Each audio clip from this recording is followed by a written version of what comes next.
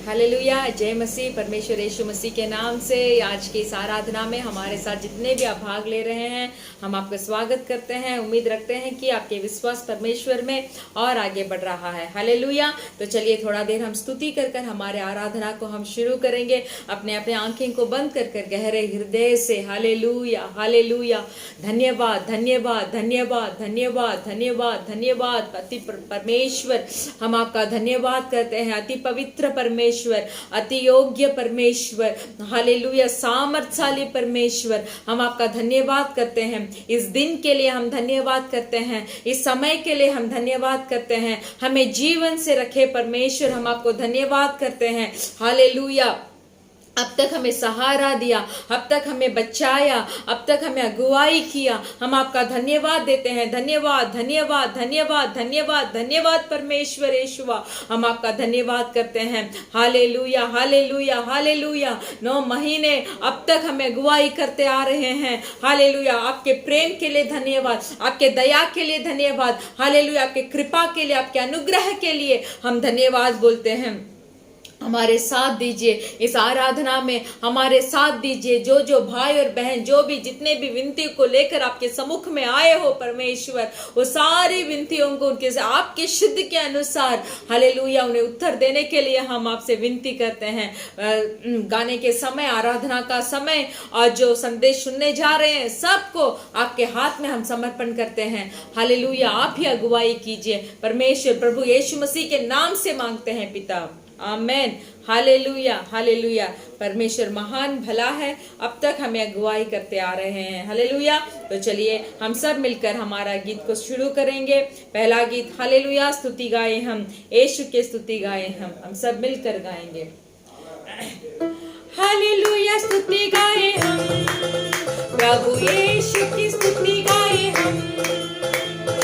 Hallelujah स्तुति गाए हम, प्रभु यीशु की स्तुति गाए हम।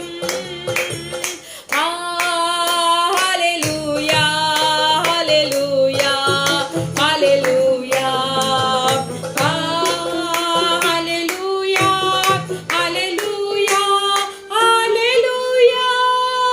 क्रूस पर बलि द्वारा अपना लहू बहाया, क्रूस पर बलि द्वारा अपना लहू बहाया।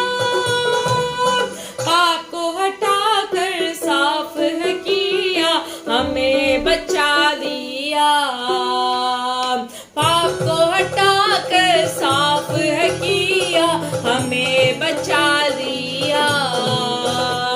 हालेलुया स्तुति गाए हम, प्रभु यीशु की स्तुति गाए हम। हालेलुया स्तुति गाए हम, प्रभु यीशु की स्तुति गाए हम। Hallelujah hallelujah hallelujah hallelujah hallelujah hallelujah. इस जीवन भर में सदा तुझको ध्यान करूंगा, इस जीवन भर में सदा तुझको ध्यान करूंगा। तेरी आत्मा पाके, तेरी इच्छा जान के आगे ही बढ़ता रहूंगा। तेरी आत्मा पाके, तेरी इच्छा जान के आगे ही बढ़ता रहूंगा।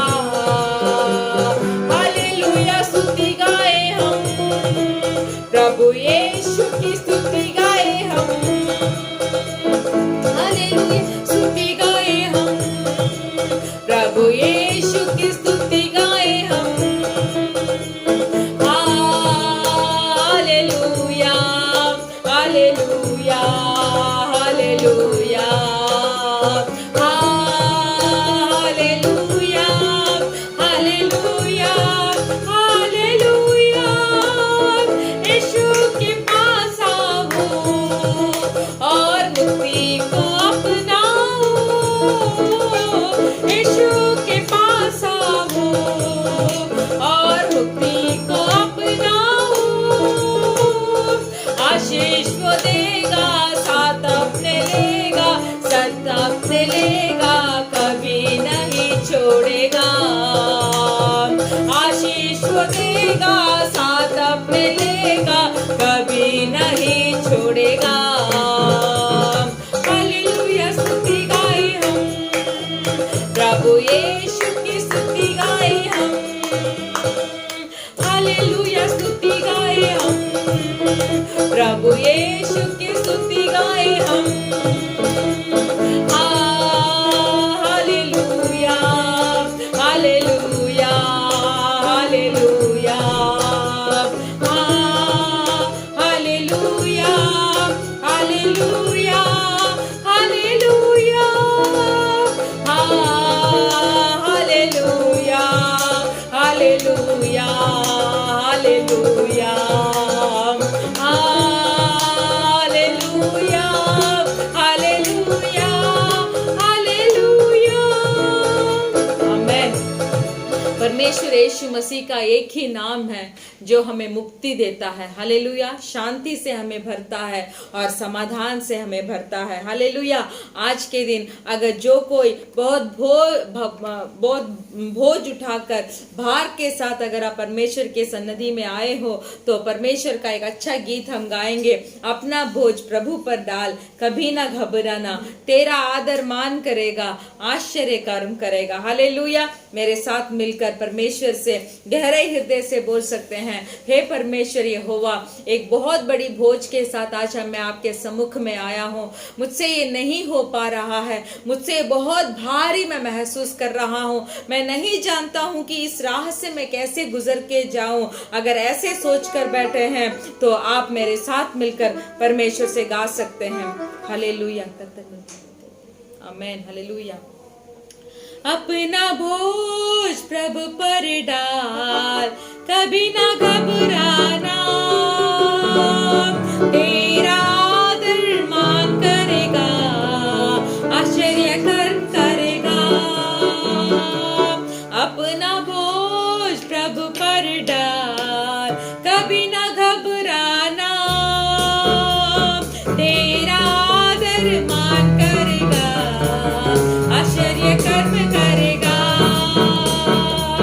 भक्तों को वो भूलेगा नहीं,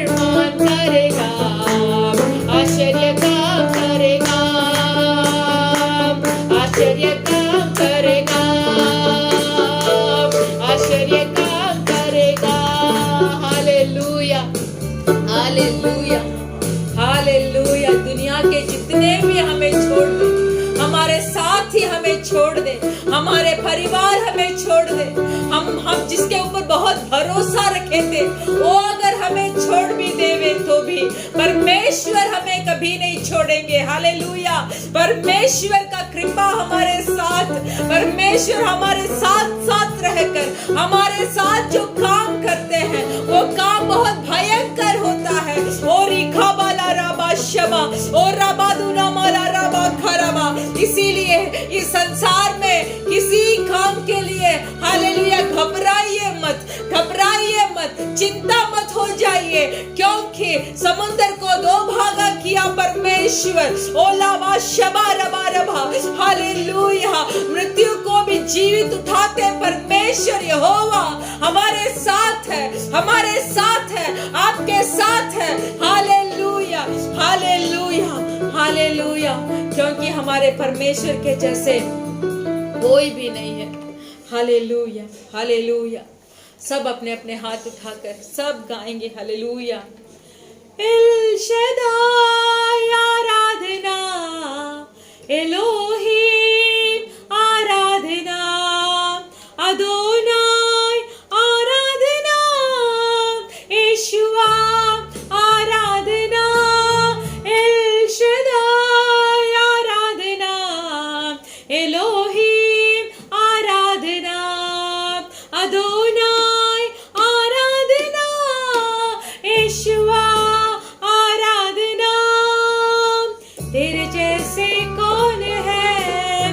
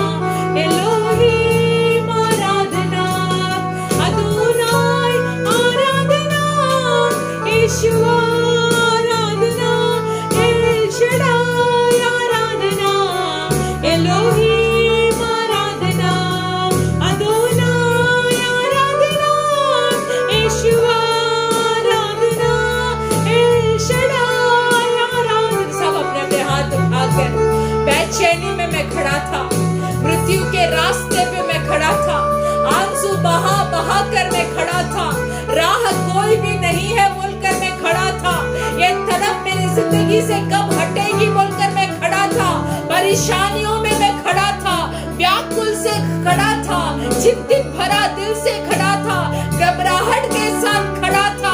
हालेलुया।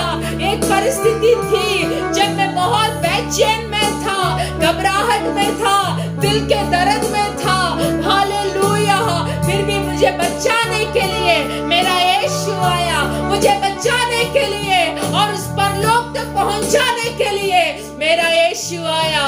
हालेलुया। रिखानामा शबारबा रबा ओला रबा शगादुना माला रबा। हालेलुया। हाथ उठाकर मेरे साथ फिर से एक बार गाएंगे। हालेलुया। एल शदाई आराधना, एलोहीम आराधना, अदोनाई आराधना, यीशुआ आराधना, एल शदाई आराधना, एलोहीम आराधना, अदोनाई आराधना, यीशुआ आराधना, एल शदाई आराधना। सब कोई चुप मत रहिए, हाथ को उठाकर परमेश्वर की नाम की आराधना कीजिए। जब हम आराधना करते हैं तब सारे परिस्थिति को परमेश्वर बदल देते हैं। जब आराधना करते हैं हमारे साथ जितना भी बड़ा पहाड़ क्यों ना खड़ा हो, उस पहाड़ को दूर हटाकर उस पहाड़ के बीच में एक रास्ता को बनाने में हालेलुया हमारे परमेश्वर सामर्थशाली परमेश्वर है। हालेलुया। हाथ उठाकर आराधना कीजिए, स्तुति कीजिए गहरे हृदय से। हालेलुया। जितना भी बोझ आप आज लेके आए हैं, जितना भी कष्ट को लेके आए हैं, जितने भी मन्नतों को परमेश्वर के सम्मुख में आप लेके आए हैं, वो सबका परमेश्वर जरूर जवाब देंगे, क्योंकि वो एल शदाई है। हालेलुया। वो सबसे महान परमेश्वर है, वो हमारा परमेश्वर है। हमें कभी छोड़ेंगे नहीं, हमें कभी त्यागेंगे नहीं। Hallelujah, hallelujah, hallelujah. ओरी खमनामा शबारबा। हम आपकी धन्यवाद करते हैं, हम आपकी स्तुति करते हैं कि एक महान परमेश्वर हमारे साथ है जो हमें कभी नहीं छोड़ते। आपकी दर्शन को हमें पाने का एक चाहत से आज की आराधना में हमें भरिए परमेश्वर। Hallelujah, hallelujah. मेरे साथ सब मिलकर आमीन। तेरा दर्शन पाने की है लगन, तेरा दर्शन पाने को तरसे मन, तेरा दर्शन पाने की है लगन, तेरा दर्शन पाने को तरसे मन।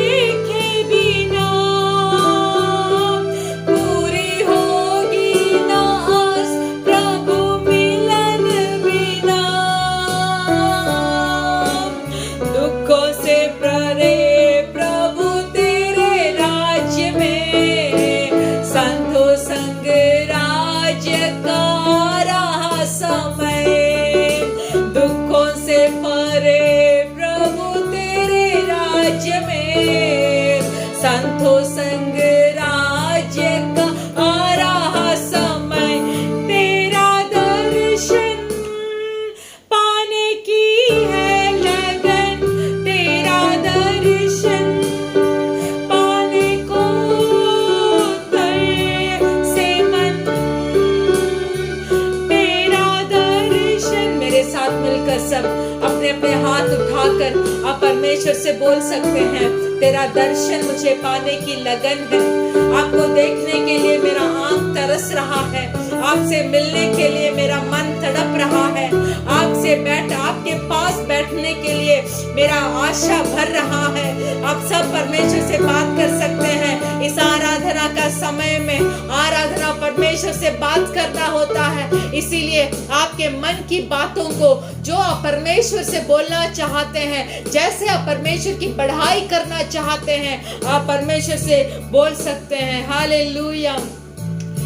हे निशाने की ओर मेरी दौड़, इस दुनिया के लाभ का मुझे नहीं मोह, हे निशाने की ओर मेरी दौड़, इस दुनिया के लाभ का मुझे नहीं मोह, तेरी बाहों में रहूं मैं सदा, तेरी आराधना करूं सर्वदा, तेरी बाहों में रहूं मैं सदा, तेरी आराधना करूं सर्वदा। मेरे साथ सब मिलकर, तेरा दर्शन पाने की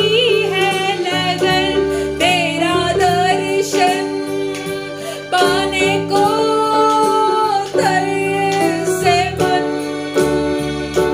तेरा दर्शन पाने की है लगन, तेरा दर्शन पाने को तरसे मन, मेरे लिए मेरी सजा सहने वाले, हे नाथ यीशु प्रियतम मेरे लिए मेरी सजा सहने वाले, हे नाथ यीशु प्रियतम मेरे, हे नाथ यीशु प्रियतम मेरे, हे नाथ यीशु प्रियतम मेरे। Hallelujah, hallelujah, hallelujah. एक ही निशान है हमारी जिंदगी में परमेश्वर, वो निशाना आप है परमेश्वर हमारे लिए।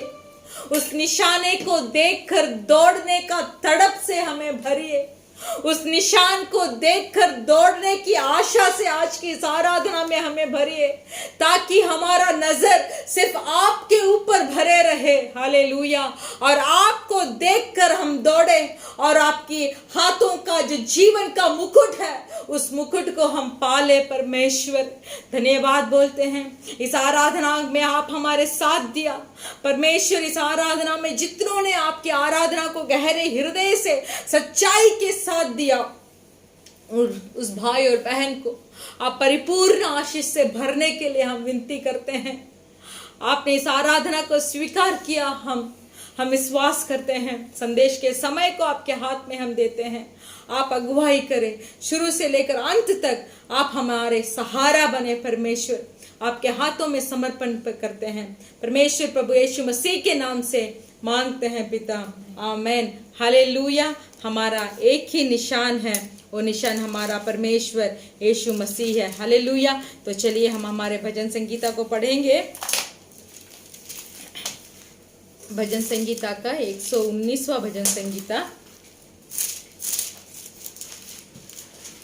Psalms 119, उसका 1 से लेकर 16 वचन तक हम पढ़ेंगे।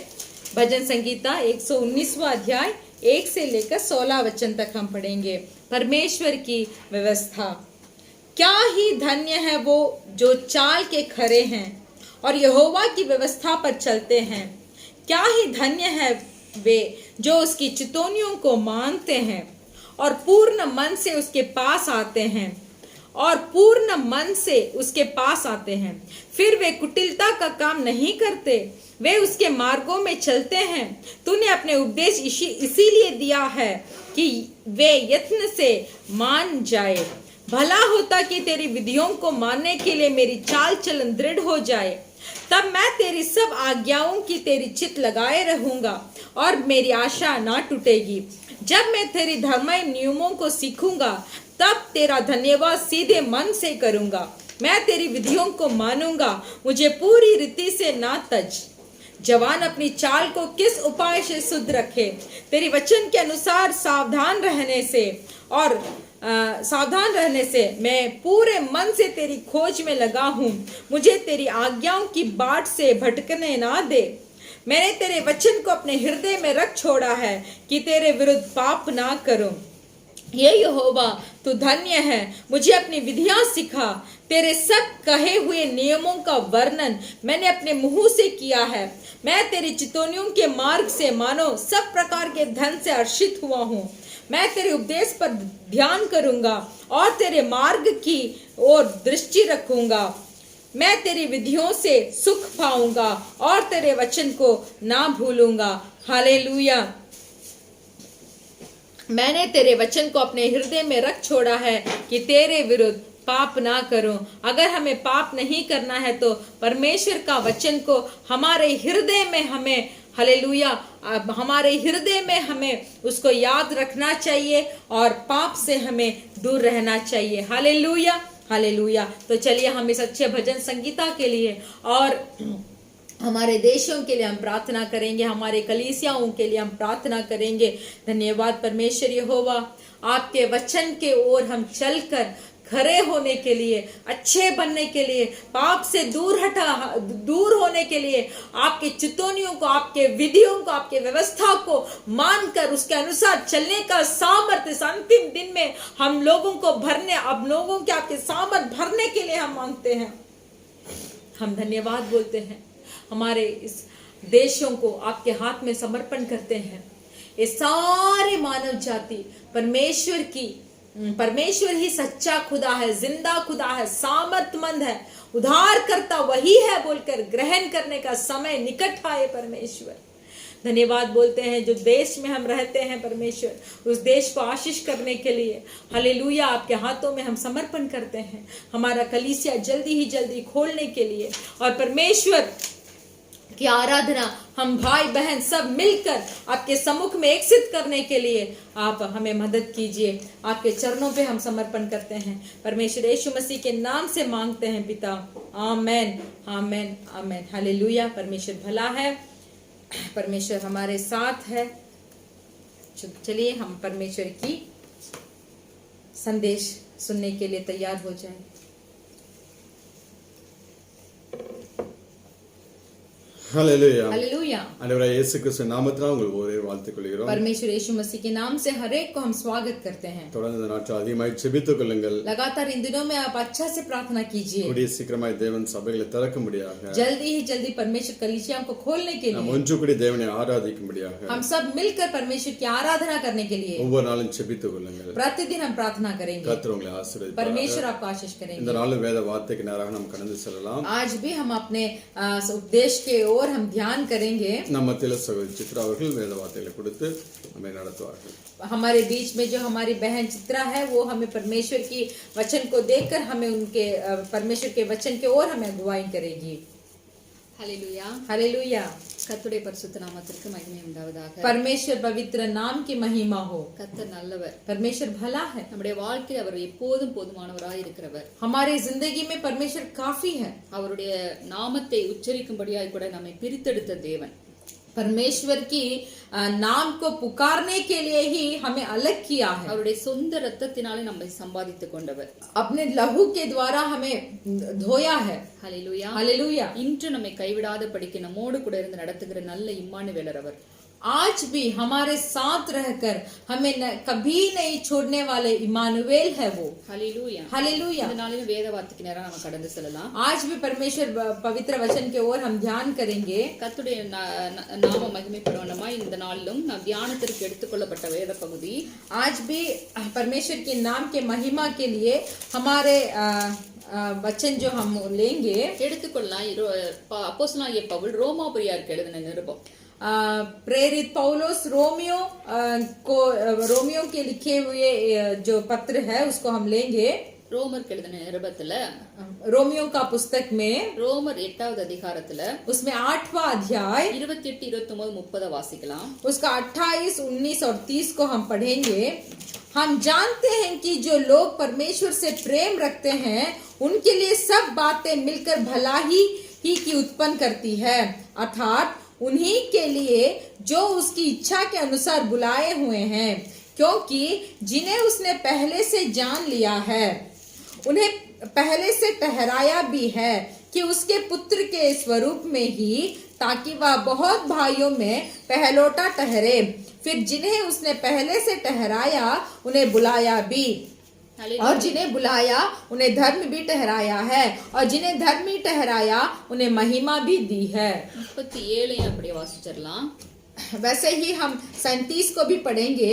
परंतु इन सब बातों में हम उसके द्वारा जिसने हमसे प्रेम किया है जीवन से भी बढ़कर है। ஹalleluya. हालेलुया। ஒரு நிமிடம் நான் கண்களை மூடி நாம் ஜெபிக்கலாம். एक पल हम हमारे आंखों को बंद कर हम प्रार्थना करेंगे।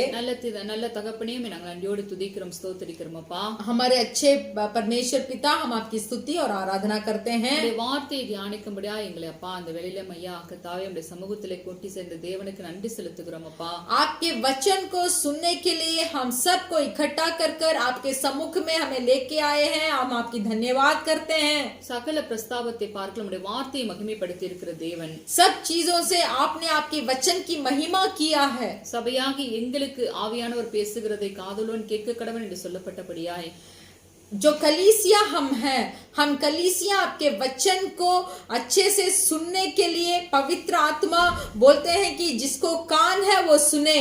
ஆவியானவர் இந்த நாளை எங்களோடு பேசுங்கப்பா. इसीलिए पवित्र आत्मा आज के दिन आप हमें अगुवाई करे। பேசுகிற எங்களை மறைத்து நீங்க கேட்கிற பிள்ளைகளுக்கும் எங்களுக்கும் பிரயோஜனம் உண்டாகத்தக்கதாய் பரிசுத்த ஆவியானவர் இடைப்படுங்க. पवित्र आत्मा आप हमें घटाकर हमें छिपाकर इस वचन को जो हम बोलते हैं और जो सुनते हैं उनको आप आशीष कीजिए। ஆமென். आमेन। இயேசுவின் நாமத்திலே கேட்கிறோம் நல்ல பிதாவே. यीशु मसीह के नाम से मांगते हैं पिता। ஆமென். आमेन। 37வது வசனத்தை திரும்ப வாசிக்கலாம். हम इस 37 वचन को हम फिर से पढ़ेंगे। परंतु इन सब बातों में हम उसके द्वारा जिसने हमसे प्रेम किया है जीवन से भी बढ़कर है। ஹalleluya. हालेलुया। நாம் நம்மில் அன்பு கூறுகிறவராலே परंतु इन सब बातों में हम उसके द्वारा जिसने हमें प्रेम किया है முற்றும் ஜெயம் கொள்ளுகிறவர்களாய் இருக்கிறோமே. जीवन से भी बढ़कर है। இந்த நாளிலும் நாம் ஜெயத்தை சுதந்திரித்துக் கொள்ளுகிற பிள்ளைகளாய் இருக்கிறோம் என்பதை ஆவியானவர் இந்த வாக்கியங்கள் மூலமாய் நமக்கு ஞாபகப்படுத்துகிறார். आज के दिन पवित्र आत्मा हमें याद दिलाना चाहते हैं कि हम एक जीवन प्राप्त करने वाले हैं।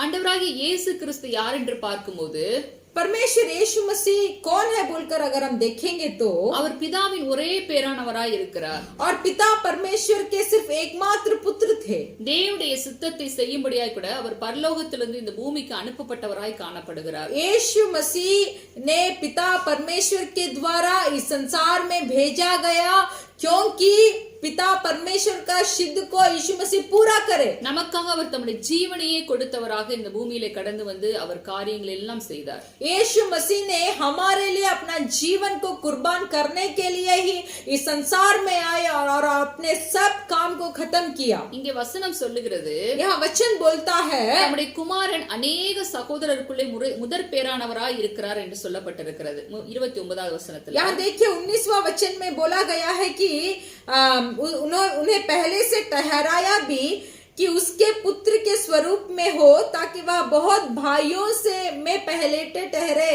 தேவன் எவர்களை முன்குறித்தாரோ அவர்களை தம்முடைய குமாரனுடைய சாயலுக்கு ஒப்பாயிருப்பதற்கு முன்குறித்திருக்கிறார் என்றும் சொல்லப்பட்டிருக்கிறது. देखिए परमेश्वर ने जिनको चुना है वो लोग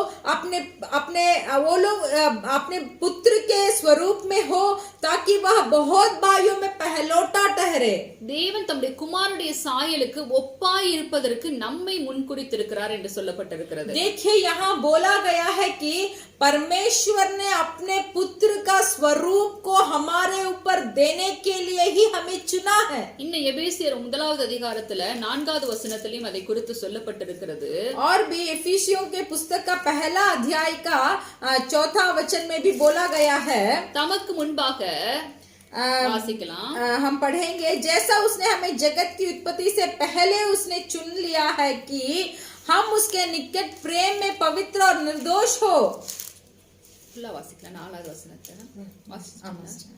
தமக்கு முன்பாக நாம் அன்பில் பரிசுத்தம் உள்ளவர்களும் குற்றமில்லாதவருமாய் இருப்பதற்கு அவர் உலக தோற்றத்திற்கு முன்பே கிறிஸ்துவுக்குள் நம்மை தெரிந்து கொண்டபடியே. देखिए यह वचन बोला गया है कि इस जगत का उत्पत्ति से पहले ही उसने हमें चुना है, क्योंकि हम उसके निकट प्रेम में पवित्र और निर्दोष ठहरे। நம்மை தேவன் உலக தோற்றத்திற்கு முன்பாகவே குமாரனுக்குள் நம்மை முன்குறித்திருக்கிறார் என்று இங்கு சொல்லப்பட்டிருக்கிறது. देखिए यहाँ बोला गया है कि इस जगत का उत्पत्ति से पहले ही परमेश्वर ने हमें चुना है। அதாவது கிறிஸ்துவுக்குள் நம்மை தெரிந்து கொண்டிருக்கிறார் என்று சொல்லப்பட்டிருக்கிறது. इसका मतलब है कि उसके पुत्र के द्वारा हमें चुना है। நாம் பிறக்காதற்கு எத்தனையோ ஆண்டுகளுக்கு முன்பாக 4000 5000 ஆண்டுகளுக்கு முன்பாகவே நம்மை குமாரனுக்குள் முன்குறிக்கிற தேவனாய் காணப்படுகிறார். देखिए यहाँ हम लोग इस जगत पे आने से पहले 4000 साल या 5000 साल से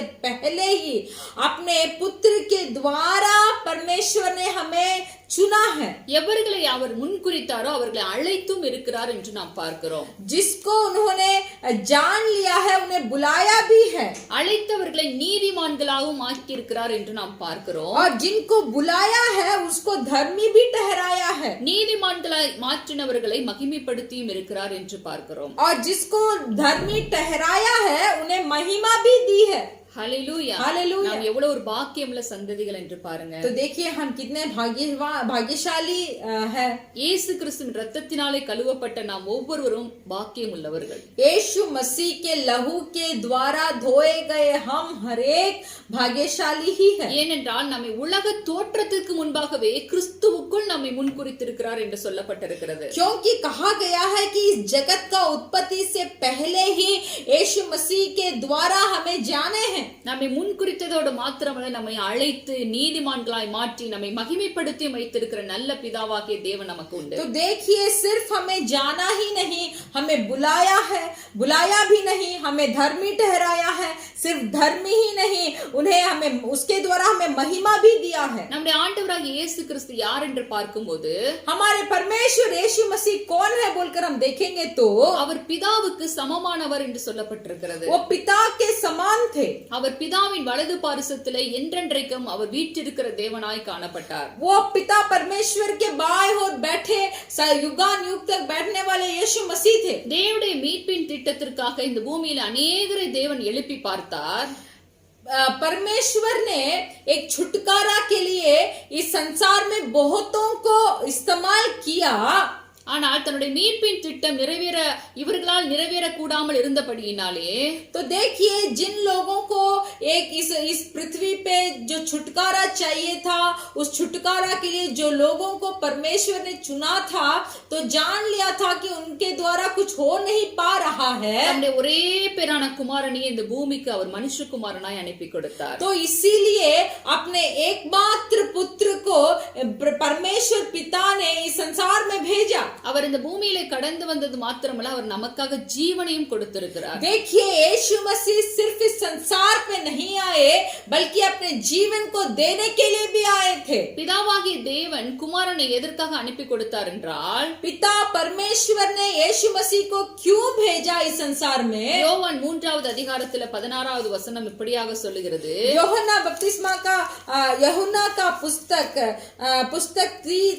3 अध्याय का 16 वचन ऐसे बोलता है, தேவன் தம்முடைய ஒரே பேரான குமாரனை விசுவாசிக்கிறவன் எவனோ, क्योंकि परमेश्वर ने 3:16 क्योंकि परमेश्वर ने जगत से ऐसा प्रेम रखा कि उसने अपना इकलौता पुत्र दे दिया ताकि जो कोई उस पर विश्वास करे वह नष्ट ना हो परंतु अनंत जीवन पाए। ஹல்லேலூயா. हालेलुया। விசுவாசிக்கிறவன் இவனவன் கெட்டு போகாமல் நித்திய ஜீவனை அடையும்படிக்கு அவரை தந்தருளி உலகத்தில் இவ்வளவாய் அன்பு கூர்ந்தார் என்று तो சொல்லப்பட்டிருக்கிறது. वचन बताता है क्योंकि परमेश्वर ने जगत से इतना प्रेम किया कि उसने अपने इकलौता पुत्र को दे दिया ताकि जो कोई इस पर विश्वास करे वह नष्ट ना हो परंतु अनंत जीवन पाए। எங்கள் மீதும் உங்கள் மீதும் கொண்ட அன்பின் நிமித்தமே தம்முடைய குமாரனாகிய கிறிஸ்துவை இந்த பூமிக்கு தேவன் அனுப்பி கொடுத்தார். देखिए आपके ऊपर और हमारे ऊपर जो प्रेम ने पिता ने रखा था उस प्रेम के लिए ही अपना इकलौते पुत्र को इस संसार में भेजा।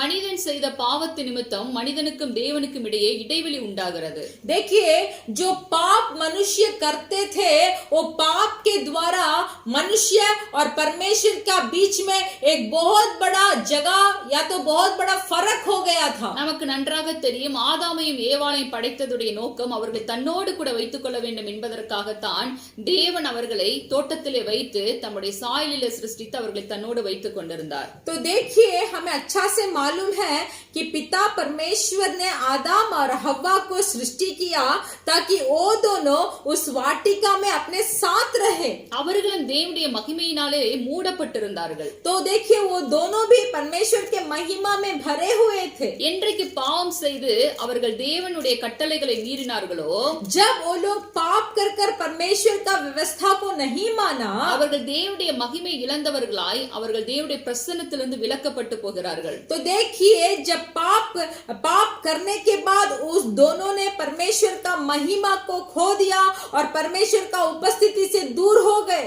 தேவன் அதாவது மனிதன் இழந்து போன தேவனுடைய மகிமை மீண்டும் அவனுக்கு கொடுக்கும்படியாக தேவன் ஒரு மீட்பின் திட்டத்தை உண்டாக்குகிறார். तो देखिए जो मनुष्य परमेश्वर की महिमा को खो दिया उस महिमा को फिर से देने के लिए ही परमेश्वर पिता ने एक छुटकारा का युक्ति को बनाते हैं। அதிலே अनेक ராஜாக்களை நியாயாதிபதிகளை अनेक தீர்க்கதரிசிகளை எழுப்பி பார்க்கிறார். तो देखिए उस छुटकारे के युक्ति के लिए परमेश्वर ने बहुत राजा लोगों को भविष्य लोगों को और याजक लोगों को उन्होंने उत्पन्न किया। தேவன் நினைத்த அந்த மீட்பின் திட்டத்தை அவர்கள் எல்லாரும் ஏதாவது ஒரு விதத்திலே அதை செய்து முடிக்க முடியாதபடிக்கு போகிறதை நாம் பார்க்க முடிகிறது. तो हम ये भी देख सकते हैं उस छुटकारा के लिए परमेश्वर ने जो युक्तियों के लिए मनुष्य को बनाया था वो मनुष्य उस काम को नहीं कर पा रहे थे। அதன் பிறகுதான் அவர் தன்னுடைய ஒரே பேரான குமாரனையே இந்த பூமிக்கு அவர் அனுப்பி கொடுக்கிறார். तो इसीलिए ही पिता परमेश्वर ने अपने इकलौते पुत्र यीशु मसीह को इस संसार में भेजा। அவர் எதற்காக கடந்து வந்தார் என்று பார்க்கும்போது परमेश्वर यीशु मसीह क्यों इस जगत पे आए? எபேசியர் 5வது அதிகாரத்துல 2வது வசனம் சொல்லுகிறது. हम पढ़ सकते हैं वही इफिसियुस का पुस्तक का 5वां अध्याय का दूसरा वचन को हम पढ़ेंगे।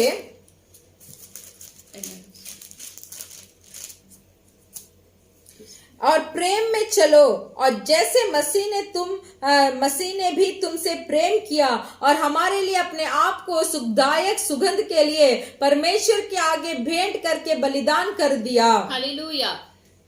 தேவனாகிய கர்த்தர் நம்மீது கொண்ட அன்பின் நிமித்தம் தம்முடைய குமாரனை இந்த பூமிக்கு அனுப்பி கொடுத்தார். तो देखिए पिता परमेश्वर हमारे ऊपर जो प्रेम रखे थे उस प्रेम के लिए ही यीशु मसीह को इस संसार में भेजा। அதே போல குமாரனாகிய கிறிஸ்துவும் நம்மீது கொண்ட அன்பின் நிமித்தம் அவர் தம்மை சுகந்த வாசனையாக பலியாக காணிக்கையாக பிதாவுக்கு தம்மை ஒப்புக் கொடுக்கிறார். तो देखिए उसी प्रकार यीशु मसीह भी हमारे ऊपर जो प्रेम था उस प्रेम के लिए अपने आप को सुखदायक सुगंध के लिए परमेश्वर के आगे भेंट कर बलिदान कर दिया। ஏனென்றால் மனிதன் செய்த பாவத்திற்கு சம்பளம் என்னவென்று பார்க்கும்போது அது மரணமாய் இருந்தது.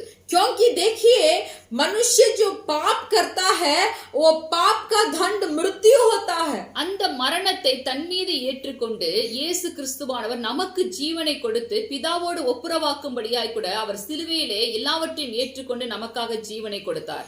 तो देखिए उस मृत्यु का दंड को यीशु मसीह ने अपने ऊपर उठाया और हमें जीवन दिया।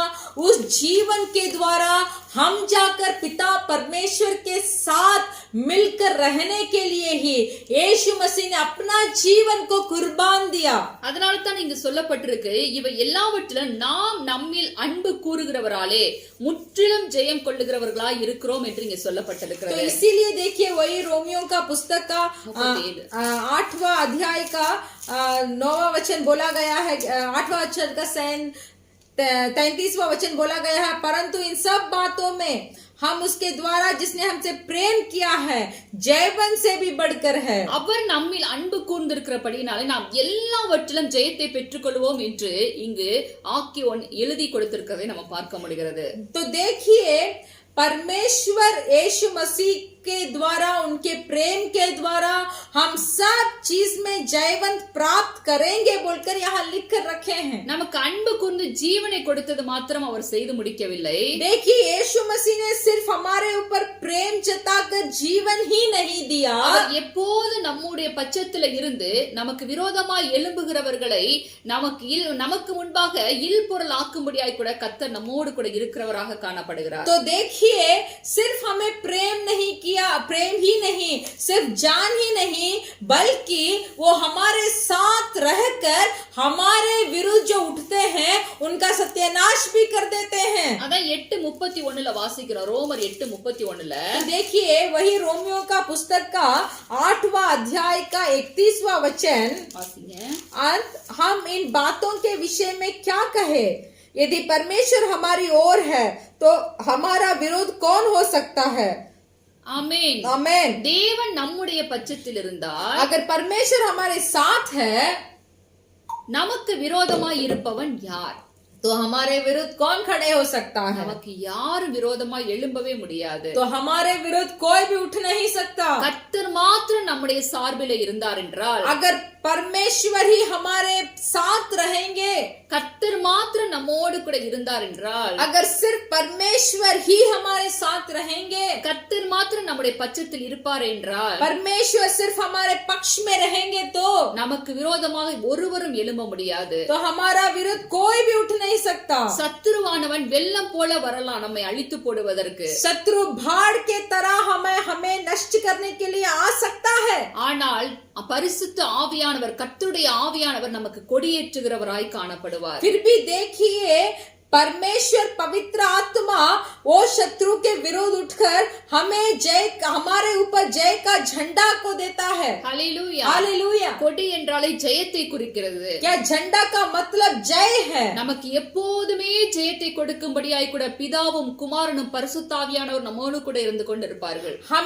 हमें हर वक्त जय देने के लिए ही पिता परमेश्वर यीशु मसीह और पवित्र आत्मा हमारे साथ रहते हैं। அதெல்லாம் நாம் எதற்கும் பயப்பட வேண்டிய அவசியம் கிடையாது। इसीलिए हमें किसी चीज की डरने का जरूरत नहीं है। அதனால தான் தேவனாகிய கர்த்தர் இப்படியாக சொல்ல ஆரம்பித்தார்। इसीलिए परमेश्वर प्रभु ऐसे बोलते हैं, பிதாவாகிய தேவன் சொன்னார், पिता परमेश्वर ने बोला, நீ பயப்படாதே, நான் உன்னோடு கூட இருக்கிறேன் என்று சொல்ல ஆரம்பித்தார்। तू डर मत, मैं तेरे साथ हूँ। அதனால நான் எதற்கும் பயப்பட வேண்டிய அவசியம் இல்லை, அவர் நம்மோடு கூட இருக்கிறார்। इसीलिए हम किसी चीज के लिए डरने का जरूरत नहीं है, हमारे परमेश्वर हमारे साथ है। மனுஷனுக்கும் பிசாசுக்கும் இந்த உலகத்தின் காரியங்களுக்கு நாம் பயப்பட வேண்டிய அவசியமே கிடையாது। देखिए मनुष्यों के ऊपर, शैतान के ऊपर, इस संसार के कुछ चीजों के ऊपर डरने का आवश्यकता हमें नहीं है। மனுஷன் நமக்கு விரோதமாய் ஒன்றும் செய்ய முடியாதபடிக்கு கர்த்தர் நம்மை பாதுகாத்துக் கொள்வார்। मनुष्य लोग हमारे विरुद्ध कुछ नहीं कर सकते हैं, इसी तरह से परमेश्वर हमारे रक्षा करेंगे। நமக்கு விரோதமாய் எழும்புகிற சத்துருக்களின் சரிக்கட்டுதலை நாம் காணும்படி கூட தேவன் செய்வார்। हमारे विरुद्ध जो शत्रु लोग उठते हैं, वो शत्रु लोगों का सत्यानाश हमारे आंखों से हम लोग देखने के तरह परमेश्वर करेंगे। அதனால தான் சங்கீதக்காரன் சங்கீதம் 118:7 இப்படியாய் சொல்லுகிறான், तो देखिए इसीलिए भजन संगीता में 118 भजन संगीता में கர்த்தர் என் பட்சத்தில் இருக்கிறார், परमेश्वर मेरे साथ है, மனுஷன் எனக்கு என்ன செய்வான் என்று அங்க சொல்லுகிறான்।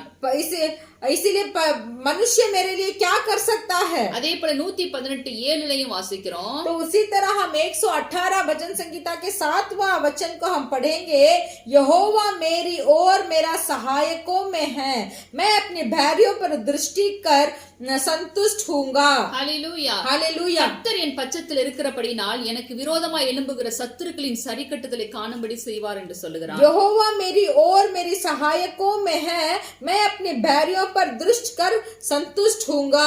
வேதத்துல நாம் பார்க்கும் பொழுது அநேக பரிசுத்த பிள்ளைகளுடைய வாழ்க்கையில அநேக பாடுகளையும் உபத்திரவங்களையும் அவர்கள் மேற்கொண்டார்கள். देखिए, हम हमारे पवित्र बाइबल में देख सकते हैं कि परमेश्वर के पवित्र लोग बहुत कष्ट और उपद्रव के मध्य में गए थे। மேற்கொள்வதற்கு அவர்களுக்கு என்ன பலனா இருந்தது என்றால் தேவனே அவர்கள் பட்சத்திலே இருந்தார். तो देखिए, इस कष्ट और उपद्रव के ऊपर एक जयवंत प्राप्त करने के लिए उनके साथ परमेश्वर ही थे। நமக்கு இந்த சங்கீதக்காரனாகிய தாவீதை நன்றாக தெரியும். हमें भजन संगीता जो लिखा हुआ दाऊद को अच्छा से मालूम है। சங்கீதம் 3:1 பார்க்கும் பொழுது, देखिए, भजन संगीता का 3 में एक अगर हम पढ़ेंगे, கர்த்தாவே ये यहोवा எனக்கு விரோதமா எழும்புகிற சத்துருக்கள் அநேகராய் இருக்கிறார்கள் என்று அங்க சொல்லுகிறான். मेरे सताने वाले कितने बढ़ गए हैं। உன் தேவனாகிய கர்த்தர் எங்கே என்று கேட்கக்கூடிய கூட்டங்கள் எனக்கு முன்பாக உண்டு என்று சொல்லுகிறான். तो वो मेरे शत्रु लोग पूछते हैं कि तेरा सहायक यहोवा कहाँ है। ஆனாலும் கர்த்தாவே, फिर भी मेरे परमेश्वर, நீரே என் கேடகமும் आप ही मेरे दृढ़गढ़ है, என் மகிமையும் मेरा महिमा है, என் தலையை உயர்த்துகிறவருமாய் இருக்கிறீர் என்று அவன் சொல்லுகிறதை நாம் பார்க்க முடிகிறது. और मेरे मस्तक का ऊंचा करने वाला है। தாவீதுடைய வாழ்க்கையில பார்க்கும் பொழுது அநேக சத்துருக்கள் அவனை பின்தொடர்ந்து அவனை துரத்துகிறதை நாம் பார்க்க முடிகிறது. देखिए, दाऊद का जीवन को अगर आप देखेंगे तो उस दाऊद के पीछा बहुत शत्रु लोग करते हैं। ஒரு புறம் பெலிஸ்தியர்களுடைய படையெடுப்புகள், एक तरफ देखिए फलिस्तियों का सेना है, ஒரு புறம் அமலேக்கியர் வந்து அவனோடு கூடிய எல்லாத்தையும் அங்கு சுட்டரித்து போட்டு எல்லாவற்றையும் சிறைப்பிடித்துக் கொண்டு போகக்கூடிய காரியங்கள், और एक तरफ देखिए इस अमलेकियों ने आकर सत्यानाश कर सबको लूट लेके जाते हैं। ஒரு புறம் தன்னுடைய சொந்த குமாரனாகிய அப்சலோமுனாலே அவன் துரத்தப்படக்கூடிய சூழ்நிலை, और एक तरफ देखिए अपना खुद का बेटा अब्सलोम के द्वारा भगाया जाता है। ஒரு புறம் தன்னுடைய மாமனாகிய சவுலின் நிமித்தமும் அவன் துன்பத்தை அனுபவிக்கிறவனாய் காணப்படுகிறான். और एक तरफ देखिए तो अपना मामा साउल के द्वारा भी कष्ट उठाते हैं। என்றைக்கு தாவீது வெற்றி பெற்று திரும்பி வரும்போது அங்கு ஸ்திரீகள் சவுல் கொன்றது 1000, தாவீது கொண்டது 16,000 என்று பாட ஆரம்பித்தார்களோ, देखिए, जब दाऊद ने जय प्राप्त कर आते समय उन स्त्री लोगों ने बोला कि साउल ने 1000 को मारा, फिर भी दाऊद ने 16,000 को मारा। அன்று முதல் சவுலுக்கு தாவீதின் மேல ஒரு காய்மகாரமான கசப்பு ஏற்படுகிறதை நாம் பார்க்க முடிகிறது. तो देखिए, उस दिन से साउल को दाऊद के ऊपर एक कड़वापन उत्पन्न हो गया। நம்முடைய வாழ்க்கையிலும் கூட हमारा जीवन में भी நாம் எழும்புவதை நமக்கு முன்பாக இருக்கிற சத்துருக்களினாலே பொறுத்துக் கொள்ள முடியாது. तो देखिए, हम थोड़ा उठकर परमेश्वर के लिए कुछ करते हैं, परमेश्वर के लिए कुछ आगे बढ़ते हैं, ये काम को देखकर शत्रु चुप नहीं बैठ सकता। எப்பொழுது இவன் துளைந்து போவான், எப்பொழுது இவன் இல்லாமல் போவான் என்று நம் மீது அவ்வளவாய் கங்கணம் கட்டுகிறவர்களாய் காணப்படுவார்கள். तो देखिए, वो शत्रु ऐसे सोचकर कुछ युक्तियों को बनाता है कि ये मनुष्य को मैं कैसे इस जगह से हटाऊं, इस स्थिति से कैसे उसे उखाड़ दूं बोलकर ऐसे सोच रहा है। இதற்கு பரிசுத்த பிள்ளைகளும் வித்திட்டவர்கள் அல்ல. तो देखिए, शत्रु के युक्तियों के लिए पवित्र लोग भी उसमें शामिल हो सकते हैं। நம்முடைய தாவீது அப்படிப்பட்ட உபத்திரவத்தின் வழியாய் கடந்து போனவன். तो देखिए, दाऊद भी इस तरीका का उपद्रव से गए हैं। ஒரு புறம் சவுல் அவனை கொல்ல துடித்துக் கொண்டிருக்கிறான். एक तरफ साउल दाऊद को मारने के लिए यत्न कर रहा है, ஒரு புறம் தன்னுடைய குமாரன் அப்சலோம் கொல்ல துடித்துக் கொண்டிருக்கிறான். एक तरफ दाऊद का पुत्र अब्सलोम भी उसे मार डालना चाहता था। இவன் எப்பொழுதும் அடிவான், அந்த ராஜ்யபாரம் எப்பொழுது நமக்கு வரும் என்று அந்த ராஜ்யபாரத்தின் மேலே கண்ணும் கருத்துமாய் இருந்து கொண்டிருக்கிறான் அவனுடைய குமாரனாகிய அப்சலோம். तो देखिए, दाऊद का पुत्र अब्सलोम ऐसे सोचता है कि ये दाऊद कब मरेगा, वो राजधानी कब मेरे हाथ में आएगा बोलकर। இன்னும் ஒரு இடத்திலே பார்க்கும் பொழுது சவுலுடைய வீட்டு வம்சத்தானாகிய சீமேயி என்கிறவன் தாவீதுக்கு விரோதமாய் எழும்புகிறான். और एक जगह में आप देख सकते हैं, साउल का वंश में जो सीमा बोलकर एक आदमी है वो भी दाऊद के विरुद्ध उठता है।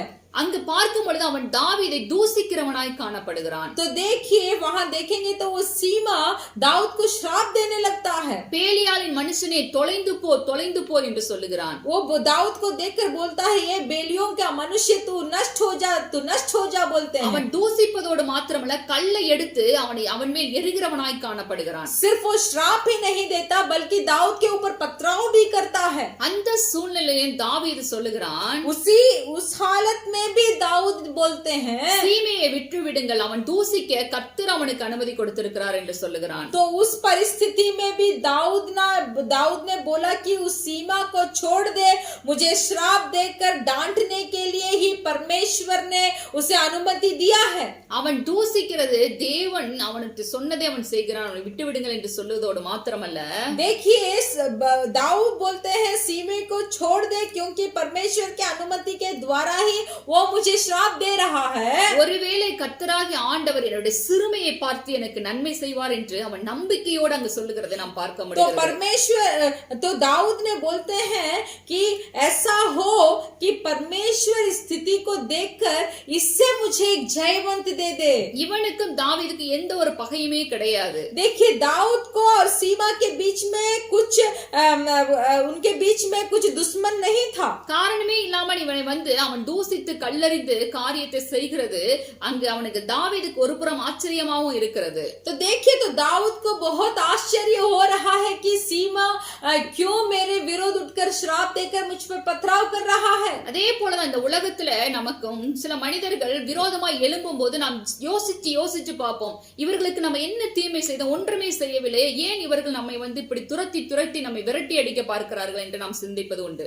तो देखिए इस संसार में कुछ समय ऐसा होता है कि कुछ मनुष्य हमारे विरुद्ध उठकर ऐसे ही कुछ काम करते समय हम भी सोचते हैं कि हमने इनका क्या बिगाड़ा, इन लोगों हमारे विरुद्ध उठकर ऐसे बात करते हैं। நாம் ஆண்டவருடைய பிள்ளைகளா இருக்கிறபடியினாலே हम परमेश्वर के लोग हैं, इसीलिए அப்படிப்பட்ட சூழ்நிலைகளில் நாம் என்ன தேவனிடத்திலே நாம் என்னத்தை செய்கிறோம் என்பதை தான் தேவன் நம்மிடத்திலே பார்ப்பார். तो देखिए इसी हालात में तो हम क्या करते हैं, हम उस मनुष्य का विरोध क्या करते हैं, कुछ करते हैं कि नहीं बोलकर इसी काम को परमेश्वर हमसे देखते हैं. அங்கு தாவீது செய்த காரியம் இப்படிப்பட்ட எல்லா சூழ்நிலைகளிலும் அவன் கர்த்தரை மாத்திரம் சார்ந்து நிற்கிறவனாய் காணப்படுகிறான். तो देखिए जब सीमेयों उठकर दाऊद को श्राप देता है तो वो हालात में भी दाऊद ने परमेश्वर का ही शरण लिया. தாவீது கர்த்தர் பட்சம் இருக்கிறபடியினாலே दाऊद ने परमेश्वर के पास ही था, கர்த்தர் அவன் பட்சத்திலே இருக்கிறவராய் காணப்படுகிறார். इसीलिए परमेश्वर भी दाऊद के पक्ष में ही थे. இதே சீமையை 2 அதிகாரம் தள்ளி நாம பார்க்கும் பொழுது देखिए और 2 अध्याय के बाद यही सीमा को अगर हम देखेंगे, அவன் தன்னுடைய தவறை உணர்ந்து திரும்பி வந்து தாவீதிடத்திலே மன்னிப்பு கேட்கிறதை பார்க்க முடிகிறது. तो देखिए सीमा ने ऐसे महसूस किया कि जो काम मैंने दाऊद का विरोध किया है वो गलत है बोलकर वो मन में थोड़ा उसका कष्ट उठाता है और जाकर दाऊद के पास माफी चाहता है. ஹல்லேலூயா हालेलुया. அதுதான் சத்துருக்களின் சரிக்கட்டுகளை தேவன் நம் காணும்படியாய் கூட செய்வார். तो वही है शत्रुओं का सत्यानाश को हमारे सामने परमेश्वर करेंगे. சத்துரு நமக்கு விரோதமாய் எழும்பலாம், ஆனா நமக்கு ஒன்றும் செய்துவிட தேவன் அனுமதிக்க மாட்டார். देखिए शत्रु हमारे विरुद्ध तो उठ सकते हैं, फिर भी हमारा कुछ बिगाड़ नहीं सकते. நீதிமொழிகள் 16:7 இப்படியாய் சொல்லுகிறது, नीति वचन का पुस्तक का 16 का 7 ऐसे बोलता है, ஒருவருடைய வழி கர்த்தருக்கு பிரியமாயிருந்தால், जब किसी का चाल चलन यहोवा को भावता है, பிரியமாயிருந்தால் அவருடைய சத்துருக்களும் சமாதானமாகும்படி செய்வார். तब वह उसके शत्रुओं का भी उससे मेल करता है. ஹல்லேலூயா. हालेलुया. சத்துருவாய் எழுதின சீமேயி அவனிடத்திலே சமாதானம் பண்ணும்படியாய் கூட கடந்து வரும்படியாய் கூட வருகிறான். तो देखिए दाऊद के विरुद्ध जो सीमा उठता है वो सीमे क्या करता है, दाऊद का पास जाकर माफी चाहता है. இதற்கு என்ன காரணம்? इसका कारण क्या है? தாவீது கர்த்தருக்கு மிகவும் பிரியமானவனாய் இருந்தபடியினாலே दाऊद परमेश्वर का बहुत मनपसंदित मनुष्य था। அவன் பட்சத்திலே கர்த்தர் இருந்து அவனை விரோதிக்கிறவர்களை சமாதானமாய் திரும்பி வரும்படி கூட செய்கிறார். इसीलिए देखिए उसके पक्ष में परमेश्वर थे और जो उनका विरोध उठता था वो लोग खुद दाऊद के पास आते थे। ஹல்லேலூயா. हालेलुया। கர்த்தர் நம்முடைய பட்சத்தில் இருந்தா நமக்கு விரோதமாய் ஒருவரும் எழும்ப முடியாது. अगर परमेश्वर हमारे पक्ष में है तो हमारा विरोध कोई उठ नहीं सकता। எவனை விழுங்கலாம் என்று வகை தேடி சுற்றித் திரிகிற பிசாசானவன் நம்மை கர்ஜிக்கிற சிங்கம் போல விழுங்கும்படியாய் கூட வரலாம். देखिए ये गर्जने वाले सिंह के तरह शैतान हमें उंगलने के लिए आ सकता है। ஆனால் கர்த்தரோ நமக்கு என்ன பண்ணுவார் என்றால் சிங்கத்தின் வாயை கட்டி போட்டு நமக்கு ஜெயத்தை கொடுக்கிறவராய் காணப்படுவார். फिर भी देखिए परमेश्वर क्या करते हैं, परमेश्वर उस सिंह का मुंह को बांधकर हमारा रक्षा करते हैं। சத்துரு நமக்கு விரோதமாய் எழும்பினாலும் கர்த்தர் நம்முடைய பட்சத்தில் இருக்கிறபடினாலே நாம் ஜெயத்தை சுதந்திரித்துக் கொள்ள முடியும். देखिए शत्रु हमारे विरोध उठे तो भी अगर परमेश्वर हमारे पक्ष में है तो हमारा सब काम जयवंत होगा। ஜெயம் நமக்கு தான், சத்துருவுக்கு தோல்வி. जय सिर्फ हमारे लिए है, घटी सिर्फ शत्रु का है। ஹல்லேலூயா. हालेलुया। நாமே எல்லாவற்றிலும் முற்றிலும் ஜெயம் கொள்ளுகிறவர்களாய் இருப்போம். हम ही सिर्फ जयवंत प्राप्त करने वाले वंश है। அப்ப கர்த்தர் உங்க பட்சத்துல இருக்கணும்னா तो देखिए अगर परमेश्वर आपके पक्ष में रहना है तो தாவீதை போல நீங்க கர்த்தருக்கு பிரியமாய் இருக்க வேண்டும். तो दाऊद के तरह आप परमेश्वर का प्रिय होना चाहिए। எல்லா சூழ்நிலையிலும் அவன் கர்த்தருக்குள் தன்னை திடப்படுத்திக் கொள்ளுகிறவனாய் காணப்பட்டது போல நாமும் கர்த்தருக்குள் நம்மை திடப்படுத்திக் கொள்ள வேண்டும். सारे हालात में जैसे दाऊद ने अपने आप को परमेश्वर में दृढ़ किया उसी तरीका हमें भी सब हालात में परमेश्वर के अंदर हमें दृढ़ करना चाहिए। ஹல்லேலூயா. हालेलुया। அடுத்ததாக நம்ம பார்க்கிறோம் அவர் மற்ற தன்னுடைய ஒரே பேரான குமாரனை நமக்கு தந்திருக்கிறபடியினாலே दूसरा हम देखेंगे कि अपना इकलौता पुत्र को ही हमें दे दिया। தம்முடைய குமாரனோடு கூட மற்ற எல்லாவற்றையும் நமக்கு அருளாதிருப்பது எப்படி என்று அங்க ரோமருக்கு எழுதின புத்தகத்துல திரும்பவும் நம்ம வாசிக்கிறோம். तो हाँ हम ऐसे वो रोमियो का पुस्तक में हम पढ़े हैं 8:32 வாசிக்கலாம். वो 8वां अध्याय का 32वां वचन को हम पढ़ेंगे। जिसने अपने निज पुत्र को भी ना रख छोड़ा परंतु उसे हम सब के लिए दे दिया, वह उसके साथ हमें और सब कुछ क्यों न देगा। ஹல்லேலூயா. हालेलुया। எல்லாவற்றையும் நமக்கு அவரோடு கூட அருளாதிருப்பது எப்படி என்று வேதம் சொல்லுகிறது. तो हमारा पवित्र बाइबल बोलता है वह उसके साथ हमें और सब कुछ क्यों न देगा। அவர் நமக்காக ஜீவனை கொடுத்தது மாத்திரமல்ல, सिर्फ यीशु मसीह हमारे लिए जीवन ही नहीं दिया, ஒவ்வொரு நாள் நாம் நிர்மூலமாகாமல் இருக்கும்படியாய் கூட அவருடைய கிருபையை அனுதினமும் நமக்கு கொடுத்து கொண்டிருக்கிறார். प्रतिदिन हम नष्ट ना हो जाए ऐसे अपना कृपा से हमें भरते हैं। இந்த உலகத்திலே நம்ம எதிர்த்து வருகிற எல்லா சத்துருக்களின் கிரியைகளையும் எதிர்த்து ஜெயம் பெறக்கூடிய பலனையும் சத்துவத்தின் வல்லமையும் நமக்கு கொடுத்து வைத்திருக்கிறார். देखिए इस संसार में हमारे विरुद्ध उठने वाले सब शत्रुओं का क्रिया के विरुद्ध हम भी जयवंत प्राप्त करने के लिए परमेश्वर हमारे साथ है। உன்னதத்திற்குரிய சகலவித ஆவிக்குரிய ஆசீர்வாதங்களையும் கிறிஸ்து இயேசுவுக்குள்ளாய் நாம் பெற்றுக்கொள்ளும்படியாய் கூட நமக்கு அருள் செய்திருக்கிறார். देखिए उस परलोक के सारे आशीर्वाद को यीशु मसीह के द्वारा हम भी पाने के लिए ही हमें सहारा दिया है। அதனால இந்த உலகத்துல ஒரு காரியம் நமக்கு கிடைக்கலன்னு நாம் அழுது கொண்டிராதபடிக்கு इसीलिए अगर इस संसार में मुझे ये चीज नहीं मिला है बोलकर उस चीज के लिए हम ना रोए, அவருடைய குமாரனே தந்தவர் எனக்கு இது எல்லாவற்றையும் கண்டிப்பாய் தருவார் என்கிற விசுவாசத்திலே நாம் உறுதிப்பட்டவர்களாய் எப்போதும் காணப்பட வேண்டியது அவசியமா இருக்கிறது. तो हमारे अंदर ये विश्वास होना चाहिए कि पिता ने अपने इकलौते पुत्र को जो मेरे लिए दिया है इस संसार का चीज भी मुझे देगा बोलकर उसके ऊपर एक अच्छा विश्वास हमें रखना चाहिए। ஹல்லேலூயா. हालेलुया। கர்த்தருடைய தாசனாகிய ஆபிரகாமை வேதத்திலே பார்க்கும் பொழுது परमेश्वर का दास अब्राहम को हम हमारे पवित्र बाइबल में अगर देखेंगे அவனுடைய 100வது வயதிலே ஈசாக்கை பெற்றெடுக்கிறான். अपना 100 उम्र में इसहाक को वो जन्म देते हैं। ஆண்டவருக்கு தெரியும் அது அவனுக்கு வயது சென்று கொடுக்கப்பட்ட பிள்ளை என்று. परमेश्वर को मालूम है कि वो बुढ़ापन में ही वो इसहाक को जन्म देता है। அவனை சோதிக்கும் வண்ணமாக இன்னும் ஆபிரகாம் என்னிடத்தில் விசுவாசத்தில் உத்தமமா இருக்கிறானா, வல்லவனா இருக்கிறானா, எனக்கு கீழ்ப்படுகிறானா என்பதை நான் சோதிக்கட்டும் என்று சோதனை ஒன்றை அனுமதிக்கிறார். तो इसीलिए अभी भी क्या अब्राहम मेरे ऊपर उतना ही प्रेम रखा है, मेरे आज्ञाओं को पालन करता है और मेरा विश्वास रखता है बोलकर पिता परमेश्वर ने उसे जांचने को चाहा। என்ன சோதனை என்றால் அங்கு உன்னுடைய ஏக சுதன் ஏக புத்திரனாய் இருக்கிற உன்னுடைய மகன் ஈசாக்கை எனக்கு நீ பலியிட வேண்டும் என்று சொல்லி அங்கு தேவன் அவனிடத்திலே சொல்லுகிறார். तो पिता परमेश्वर ने अब्राहम के लिए एक परीक्षा रखा। वो परीक्षा क्या था? अपना इकलौते पुत्र इसहाक को बलिदान देना। அங்கு ஆபிரகாம் செய்த காரியம் என்ன தெரியுமா? तो वहां अब्राहम ने क्या किया आपको मालूम है? அவன் கர்த்தருக்கு எந்த ஒரு மாறுத்தரமும் சொல்லாதபடிக்கு அப்படியே அந்த வார்த்தைக்கு கீழ்ப்படிந்து தன்னுடைய குமாரனை பலியிடுவதற்கு அழைத்து கொண்டு போகிறான். तो देखिए वहां अब्राहम ने क्या किया?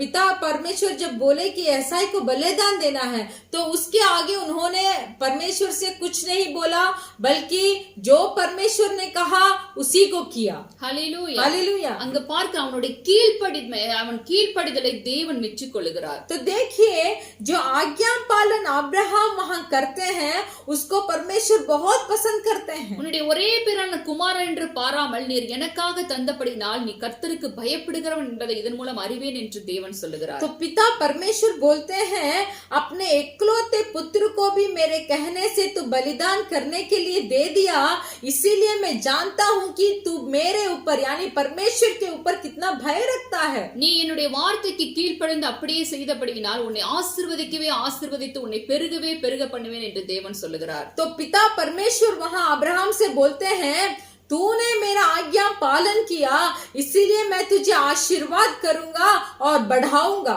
ஹல்லேலூயா. हालेलुया। அதோடு மாத்திரமல்ல ஈசாக்கையும் திரும்ப அவன் கையில கொடுக்கிறாரு. फिर सिर्फ वही नहीं, बलिदान देने वाला था इसहाक को फिर से अब्राहम के हाथ में दिया। ஈசாக்கு தான் வாக்குத்தத்தத்தின் பிள்ளையாய் காணப்படுகிறார். इसहाक वाचा का एक बच्चा था। இன்று நாம் ஈசாக்குடைய வாக்குத்தத்தம் பண்ணப்பட்ட பிள்ளைகளுடைய வரிசையில நின்று கொண்டிருக்கிறோம். आज भी हम लोग इसहाक का वाचा पाया हुआ संतान में ही खड़े हैं। அதே போலதான் நம்முடைய ஆண்டவராக இயேசு கிறிஸ்துவும் நமக்காக இந்த பூமியிலே கடந்து வந்து தன்னையே பூரணமாய் நமக்காக ஒப்பு கொடுத்தார். तो देखिए वैसे ही यीशु मसीह ने इस संसार में आकर हमारे लिए ही अपना जान को कुर्बान दिया। ஆபிரகாமிட்ட தேவன் கேட்டது போல உங்கள்கிட்ட ஒரு காரியத்தை தேவன் கேட்கிறார். உங்களுடைய பெஸ்ட்டை கேட்டா நீங்க கொடுப்பீங்களா? अब्राहम के साथ जैसे परमेश्वर ने पूछा था वैसे ही आपसे परमेश्वर पूछना चाहते हैं कि आपका उत्तम से उत्तम चीज को आप परमेश्वर के लिए दे सकते हैं क्या? ஹல்லேலூயா. हालेलुया। ஒரு தாயார் ஒருத்தவங்க இருந்தாங்க. एक माँ थी, அவங்களுக்கு ஒரு சிறு பிள்ளை பெண் பிள்ளை இருந்தது. அவளுக்கு வயது 6. वो माँ का एक छोटी बच्ची थी, उसका उम्र 6 था। அவள் ஒரு கொடூரமான ஒரு வியாதியினால இந்த சிறு பிள்ளை தாக்கப்பட்டிருந்தாள். एक बहुत बड़े रोग के अवस्था में वो छोटी बच्ची थी। டாக்டர்ஸ் எல்லாம் சொல்லிட்டாங்க இந்த குழந்தை வந்து இந்த குறிப்பிட்ட நாளிலே மரித்து போய்விடும் என்று சொல்லி இருந்தார்கள். तो वैद्य लोग ने बोल दिया कि कुछ ही दिन बाकी है, ये छोटी बच्ची मर जाएगी, கொஞ்ச நாள் தான் உயிரோடு இருப்பா, सिर्फ थोड़ा दिन जीवित रहेगी। அதனால அவ உயிரோடு இருக்கிற வரைக்கும் அவ என்னெல்லாம் ஆசைப்படுறாளோ அதெல்லாம் அவளுக்கு செஞ்சு கொடுங்க என்று டாக்டர்ஸ் வந்து அறிவுரை சொல்லி இருந்தார்கள். तो वैद्य लोग ने उस माँ से कहा था कि ये छोटी बच्ची कुछ ही दिन के लिए ही जीवित रहेगी, इसके लिए उसका मनपसंद का चीज जो भी हो उसको दे दो। அந்த சிறு பிள்ளைக்கு தெரியாது நாம் சீக்கிரம் மரித்து போய் விடுவோம் என்று. फिर भी वो छोटी बच्ची को मालूम नहीं था कि वो मर जाएगी। ஒரு நாள் அவர்களுடைய தாயார் வந்து அந்த பிள்ளையை பக்கத்துல இருந்த ஒரு பார்க்குக்கு கூட்டி கொண்டு போயிருந்தார்கள். एक दिन वो माँ क्या करती है, वो छोटी बच्ची को एक पार्क में लेके जाती है। அந்த பார்க்கில 2 பேரும் அந்த பெஞ்சில உட்கார்ந்து இருக்கும் பொழுது ஒரு வயோதிகர் அவர்களை கிராஸ் பண்ணி போகிறார், ஒரு குச்சியை ஊனி கொண்டு நடந்து கொண்டு. तो देखिए जब वो पार्क में कुर्सी में वो दोनों माँ और बच्ची बैठी रहती है तो उन्हें पार कर एक बहुत बुढ़ापन के व्यक्ति वहां से गुजरते हैं। அந்த சிறு பிள்ளை அவள் தாயிடத்திலே அம்மா அம்மா ஏன் இந்த அங்கிள் இப்படி நடந்து இந்த தாத்தா ஏன் இப்படி நடந்து போறாங்க, குச்சி வச்சுட்டு நடந்து போறாங்க அப்படின்னு கேக்குறா. तो देखिए वो बच्ची माँ से पूछती है, माँ ये दादाजी क्यों लकड़ी पकड़कर ऐसे चले जा रहे हैं? என்ன நடந்துச்சுமா, ஏன் உங்களுக்கு கண்ணு தெரியல அப்படின்னு கேக்குறா. और वो पूछती है कि माँ इनको क्या हुआ, इस दादाजी को आंख क्यों नहीं दिख रहा அவங்க है? அம்மா சொல்றாங்க, तब उसकी माँ बोलती है, இந்த தாத்தா ஒரு பெரிய சயின்டிஸ்ட், बोलता है कि दादाजी तो एक बहुत बड़े साइंटिस्ट थे। ஒரு நாள் அவங்க லேப்ல வந்து ஒரு ஆசிட் வந்து கண்டுபிடிச்சு அதை டெஸ்ட் பண்ணிட்டு இருக்கும்போது जब वो काम कर रहे थे, वो काम में कुछ विधियों को वो कर रहे थे, அதனுடைய வீரியத்து நிமித்தம் அது கண்ணுல பட்டு அவருக்கு கண்ணே போய்விட்டது என்று சொன்னார்கள். तो देखिए वो लैब में जब वो काम कर रहे थे, वहां का कुछ एसिड तरीका का कुछ पानी जैसा होता है, वो उनके आंख में पड़कर आंख अंधा हो गया। அவருக்கு மாத்திரம் கண்ணு இருந்துருந்துச்சுன்னா இன்னும் எவ்வளவோ அந்த தாத்தா நமக்காக கண்டுபிடிச்சு கொடுத்திருப்பாங்க அப்படின்னு அவங்க அம்மா அந்த பிள்ளைகிட்ட சொன்னாங்க. तो वो माँ उस छोटी बच्ची से बोलती है, अगर इस दादाजी को आंख होता तो हमारे लिए और कितने बहुत बहुत चीजों को वो ढूंढ कर हमें, यानी कि बहुत अच्छे अच्छे चीजों को ढूंढ कर वो देते। ஒரு நாள் அந்த பிள்ளை ரொம்ப சீரியஸாய் முடியாம போய்விட்டது.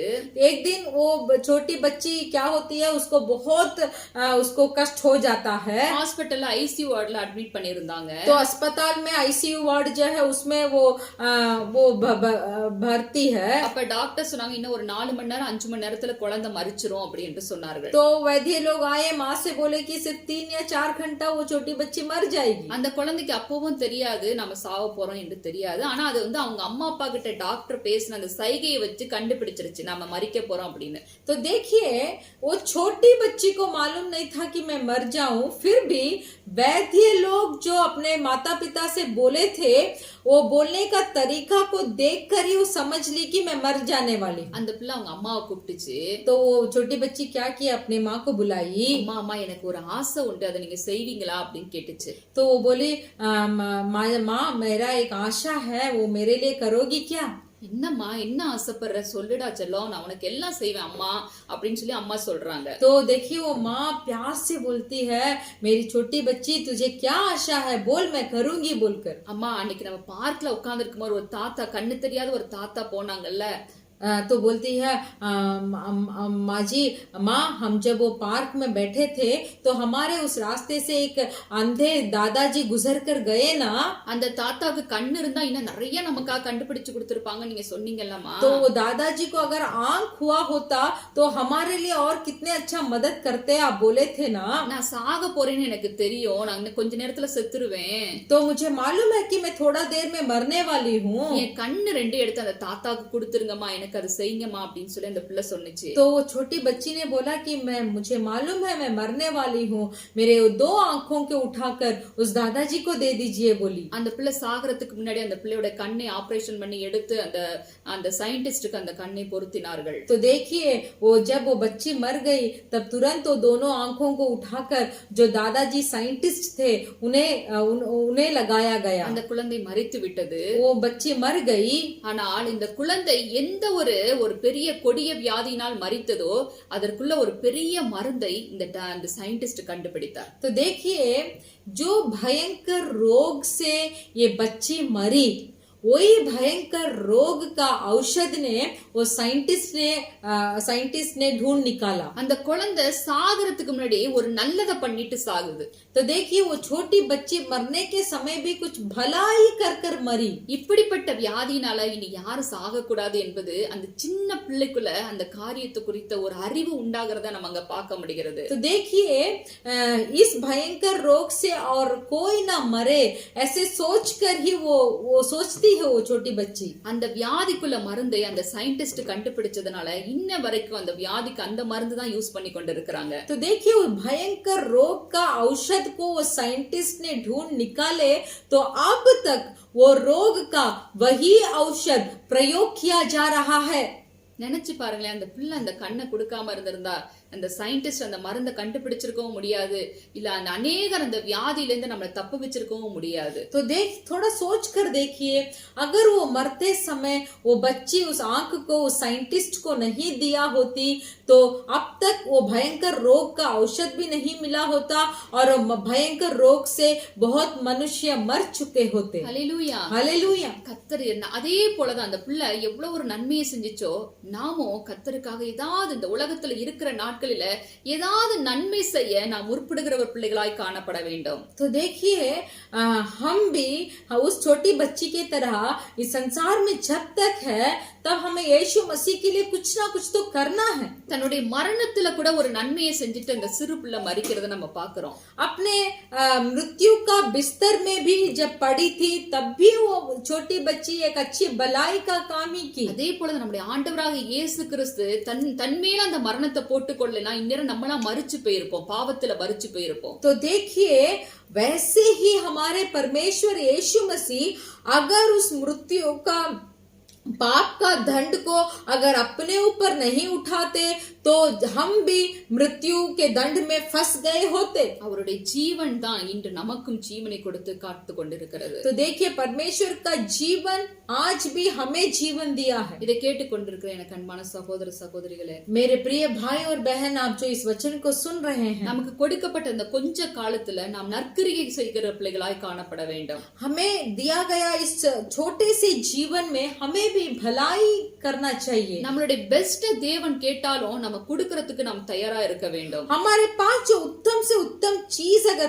परमेश्वर ने हमसे पूछा तो हमें उसको देने के लिए तैयार होना चाहिए. என்னுடைய நாமத்தினத்து இந்த பூமியில நீங்க எதெல்லாம் இழந்தீங்களோ அதை ரெண்டந்தனையாய் நீங்க பரலோகத்துக்கு வரும்போது பெற்றுக்கொள்வீர்கள் என்று ஆண்டவர் வாக்கு கொடுத்திருக்கிறாரு. तो देखिए परमेश्वर ने ऐसे वाचा हमें दिया है कि मेरे नाम के द्वारा तो कोई भी चीज को अगर खोया हो उस खोए हुए चीज को परलोक में दुगना पालेगा. ஹல்லேலூயா. हालेलुया. நாம் எந்த அளவுக்கு நாம் மற்றவர்களுக்கு பிரயோஜனமா இருக்கிறோம் கொஞ்சம் யோசிச்சு பாப்போமா? तो थोड़ा सोच कर देखिए हम दूसरों के लिए कितना भलाई करते தன்னுடைய हैं. குமாரனையே கொடுத்தவர் மற்ற எல்லாவற்றையும் அருளாதிருப்பது எப்படி என்று இங்கு பவுல் எழுதுகிறார். यहाँ पौलुस लिखते हैं कि अपना इकलौते पुत्र को भी हमारे लिए दिया तो और कुछ को क्यों नहीं देगा. குமாரனை அனுப்பி கொடுத்ததே நமக்காகத்தான். நீங்களும் நானும் ஜீவனோடு இருக்கும்படியா இந்த நித்திய ஜீவனை சுதந்திரத்துக் கொள்ளும்படியாகத்தான் அனுப்பி கொடுத்தார். देखिए आप और हम जीवित रहने के लिए और उस अनंत जीवन को पाने के लिए ही पिता परमेश्वर ने अपना इकलौते पुत्र को हमारे लिए भेजा. அப்படிப்பட்ட நன்மையை பெற்றுக்கொண்ட நாம் மற்றவர்களுக்கு நான் நன்மை செய்ய முற்படுகிறோமா?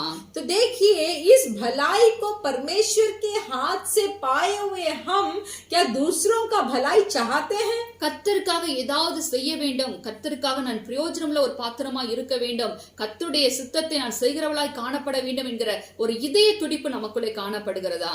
क्या हमारे अंदर एक चाहत, आशा, तड़प है कि हम परमेश्वर के लिए कुछ करें, कुछ दे, कुछ भलाई करें.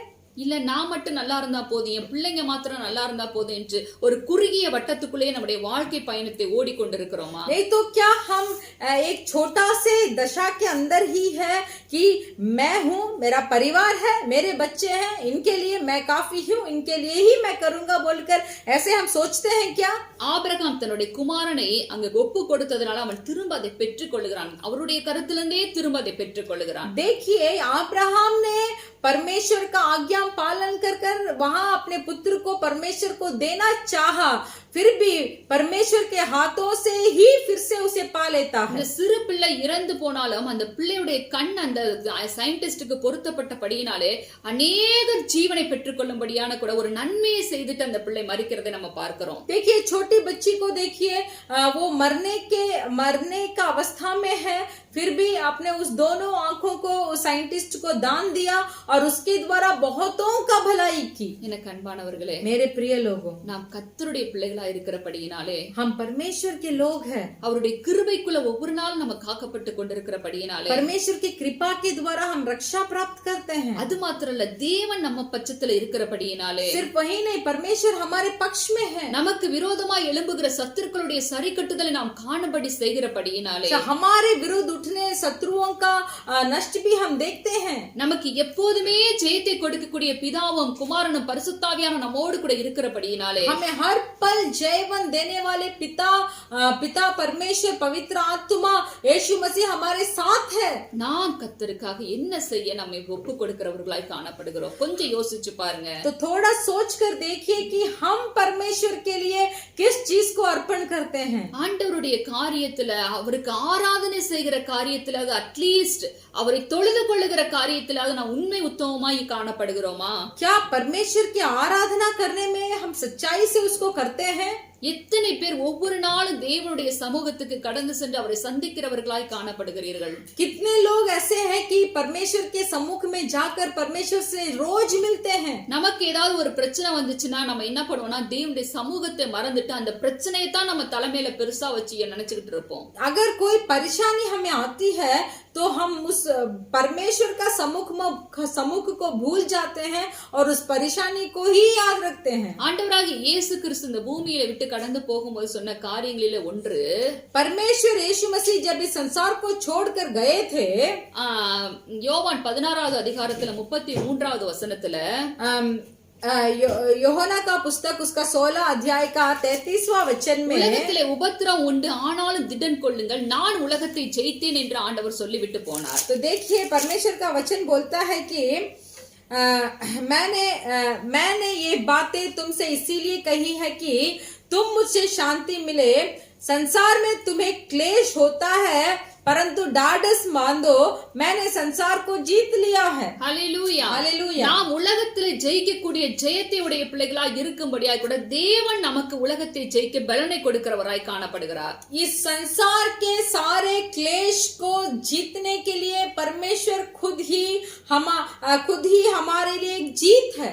ஏனென்றால் நாம் கிறிஸ்துவுக்குள் முற்றும் ஜெயம் பெற்றவர்களாய் இருக்க வேண்டும் என்றால் அந்த உலகத்தை ஜெயிக்கக்கூடிய ஜெயம் நமக்குள் எப்போதும் இருக்க வேண்டும். देखिए अगर हम परमेश्वर के द्वारा हम जयवंत प्राप्त करना चाहते हैं तो इस संसार को भी जीतने का ताकत सामर्थ हमें होना चाहिए. அதற்கு நாம் செய்ய வேண்டிய காரியம் என்னவென்று பார்க்கும் பொழுது நாம் கர்த்தரை சார்ந்து கொண்டு உண்மை உள்ளவர்களாய் இருந்து தேவன் கேட்கிற பெஸ்டை நாம் கொடுத்து அவர்களுடைய காரியத்தில் நாம் உண்மை உள்ளவர்களாய் இருக்க வேண்டும் என்பதை தேவன் எதிர்பார்க்கிறார். तो देखिए इस जयवंत को प्राप्त मुझे करना है तो मुझे परमेश्वर के साथ रहना है, परमेश्वर के पक्ष रहना है, परमेश्वर को सिर्फ मेरा भरोसा मत मानकर मुझे जीना है. ஹல்லேலூயா. हालेलुया. நாம் கர்த்தரை சார்ந்து கொண்டிருக்கிற பிள்ளைகளாய் இருக்கிறோமா? क्या हम परमेश्वर को ही हम भरोसा रखते हैं? ஒவ்வொரு வாரமும் நமக்கு இப்படிப்பட்ட ஆராதனைகள் இருந்தாலும் கூட அதிலும் நான் உண்மை உத்தமமாய் தேவனை தொழுது கொள்ளுகிற பிள்ளைகளாய் இருக்கிறோமா? देखिए हम अभी भी प्रति हफ्ते इस ऑनलाइन के द्वारा ही आराधना करते हैं. थोड़ा सोच कर देखिए इस आराधना को हम सही सच्चे हृदय से हम सच्चे हृदय को लेकर हम शामिल होते हैं क्या? இல்ல நமக்கு நேரம் கிடைச்சா மாத்திரம் நம்ம அந்த காரியங்களில் ஈடுபடுகிறவர்களாய் இருக்கிறோமா? नहीं तो ऐसे सोचते हैं कि समय मिलता है इसीलिए मैं जाता हूँ. அப்படியா நம்முடைய ஆண்டவராகிய இயேசு கிறிஸ்து நினைத்திருந்தார் என்றால் நாம் இப்படி ஜீவனை பெற்றவர்களாய் காணப்பட முடியாது. तो देखिए अगर हमारे पवित्र यीशु मसीह ऐसे सोचे होंगे तो एक जीवन के साथ हम यहाँ अभी नहीं खड़े हो सकते. ஆண்டவராகிய கிறிஸ்து தம்முடைய தம்முடைய தேவனுக்கு தம்மை முழுவதுமாய் ஒப்பு கொடுத்திருந்தார். परमेश्वर यीशु मसीह अपने आप को पिता को पूरे के पूरे तरह समर्पण किया था. அவருடைய சித்தத்தை செய்து முடிக்கிறதுல அவர் கண்ணும் கருத்துமாக காணப்பட்டார். यीशु मसीह जो सिद्ध के लिए आए थे उस सिद्ध को पूरा करने के लिए ही तुले थे. எல்லாவற்றையும் சிலுவையிலே முடித்துவிட்டு முடிந்தது என்ற வெற்றி முழக்கத்தை அவர் இட்டவராய் காணப்பட்டார். सब कार्य को उस क्रूस में खत्म कर खत्म हुआ बोलकर एक जयवंत का शब्द को बताया. ஆண்டவர் தேவனே முடிந்தது என் ஆவியை உம் கையில் ஒப்பு கொடுக்கிறேன் என்று ஜெய கிறிஸ்துவாய் அவர் சிலுவையிலே வெற்றி பெற்றவராய் தன் மரணத்தை அங்க ஜெயிக்கிறவராய் காணப்படுகிறார். देखिए उस क्रूस में आखिरी समय मरने से पहले बोले हे परमेश्वर खत्म हुआ, मैंने सबको जयवंत के द्वारा समाप्त किया बोलकर मृत्यु को उस क्रूस में यीशु मसीह ने जीता. ஹல்லேலூயா. हालेलुया. நாம் கர்த்தருக்கு நம்ம எவ்வளவாய் ஒப்பு கொடுக்கிறவர்களாய் காணப்படுகிறோம். हम परमेश्वर के लिए हम अपने आप को कितना अर्पण करते हैं. கர்த்தர் நம்ம எவ்வளவாய் நேசித்தபடியினால இந்த காரியங்கள் எல்லாம் செய்திருக்கிறாரே. देखिए परमेश्वर हमें कितना प्यार कर सब कार्य को हमारे लिए खत्म किया है. மீண்டும் நான் வந்து உங்களை என்னோடு கூட அழைத்து கொண்டு போவேன் என்று சொல்லி நம்பிக்கை நிச்சயத்தை கொடுத்து விட்டு சென்றிருக்கிறாரே. फिर से मैं आऊंगा, मेरे साथ तुम्हें लेके जाऊंगा बोलकर हमें भरोसा दिलाया है. கர்த்தர் நமக்கு நன்மையை செய்திருக்கிறார். परमेश्वर हमारे लिए भलाई किया है. நாம் அவருடைய கரத்திலிருந்து பெற்றுக்கொண்ட நன்மையை இந்த பூமியில இருக்கிற வரைக்கும் நாம் மற்றவர்களுக்கு கொடுக்கிறவர்களாய் காணப்பட வேண்டும். तो देखिए परमेश्वर के हाथों के द्वारा प्राप्त किया हुआ भलाई को हम भी कुछ भलाई दूसरों को करना चाहिए. உனக்கு நன்மை செய்ய திராணி இருக்கும் போது அதை செய்யத்தக்கவர்களுக்கு செய்யாமல் இராதே என்று வேதம் சொல்லுகிறது. पवित्र बाइबल बोलता है अगर तू दूसरों को भलाई करना कर सकता है, करने का ताकत तुझ में है और उस भलाई को अगर तू नहीं किया तो वो पाप है. உங்களுக்கு பலன் இருக்கிற வரைக்கும் நீங்க நன்மை செய்யுங்க. जितना तक आपको बल है आप दूसरों की भलाई कीजिए. உங்களுக்கு முடிஞ்ச வரைக்கும் மற்றவர்களுக்கு நன்மை செய்யுங்க. कितना हो सकता है तो दूसरों को भलाई कीजिए. அதனுடைய பலனை கர்த்தரிடத்திலிருந்து நீங்கள் பெற்றுக்கொள்ள முடியும். तो उसका प्रतिफल को आप परमेश्वर से पा सकते हैं. அடுத்ததாக நாம் பார்க்கும் பொழுது दूसरा हम देखेंगे தேவன் தெரிந்து கொண்டு அவர்கள் மேல் குற்றம் சாட்டுகிறவன் யார் என்று அங்கு நாம் பார்க்கிறோம். तो हम देख सकते हैं कि परमेश्वर जिनको चुने हैं उस चुने हुए लोग के ऊपर कौन दोषी ठहरा सकता है. கர்த்தர் தெரிந்து கொண்டவன் மேல ஒருவராலும் குற்றம் சுமத்துவார்கள், ஆனால் அந்த குற்றம் எல்லாம் அது ஒன்றுமில்லாமல் போய்விடும். देखिए परमेश्वर के चुने हुए लोगों के ऊपर कोई दोषी तो ठहरा सकता है, फिर भी परमेश्वर उस परिस्थिति से उन्हें छुटकारा देगा. தானியேலுடைய வாழ்க்கை நாம் பார்க்கும் பொழுது दानियल का जिंदगी को अगर आप देखेंगे அவன் அங்கே தரியு ராஜ்யபாரத்திலும் அங்க இவனுடைய பெர்சியாவுடைய ராஜ்ய காலத்திலும் மேதிய பெர்சிய காலத்திலே அவன் உயர்த்தப்பட்டதை பார்த்த பிரதானிகளினாலே பொறுத்து கொள்ள முடியவில்லை. देखिए दाऊद को ऐसे हुआ कि दाऊद ने उस अधिक राजा के द्वारा एक बहुत ऊंचे पद में लेके गए थे, तो उसे देखकर दूसरे अध्यक्षों को अधिकारी लोगों को पसंद नहीं हुआ. இவன் மேல குற்றம் சாட்டி இவனை எப்படியாவது ஆக்கினைக்குள்ளாக தீர்க்க வேண்டும் என்று ஒரு வெறியோடு இருக்கிறார்கள். तो वो लोग हर बार सोचते हैं कि कैसे भी इस दाऊद को हमें दोषी ठहराना है. ஆனால் தானியேலை பொறுத்த வரைக்கும் அவன் உண்மை உள்ளவனாய் ஒரு காரியத்திலும் அவனை குற்றம் சாட்ட முடியாதபடிக்கு அவன் அத்தனை உண்மை உள்ள மனுஷனாய் காணப்படுகிறான். तो दाऊद के कार्य को देखिए, दाऊद बहुत सच्चा और ईमानदारी मनुष्य था, तो कोई उसके ऊपर कुछ भी दोषी नहीं रख सका. தேவனுக்கு செய்ய வேண்டிய காரியத்திலையும் அவன் தீர்மானம் பண்ணபடியே செய்து கொண்டிருக்கிறவனாய் காணப்பட்டான். तो देखिए परमेश्वर के लिए जो निर्णय किया था वही निर्णय को वो करता रहा. அவன் சிறைப்பிடித்து கொண்டு வரப்பட்ட அந்த கல்தேய தேசத்திலே அவன் எடுத்த தீர்மானத்திலே உறுதியாய் இருக்கிறவனாய் காணப்படுகிறான். तो जो देश में दाऊद दास बनकर लेके आया गया, फिर भी परमेश्वर का निर्णय किया हुआ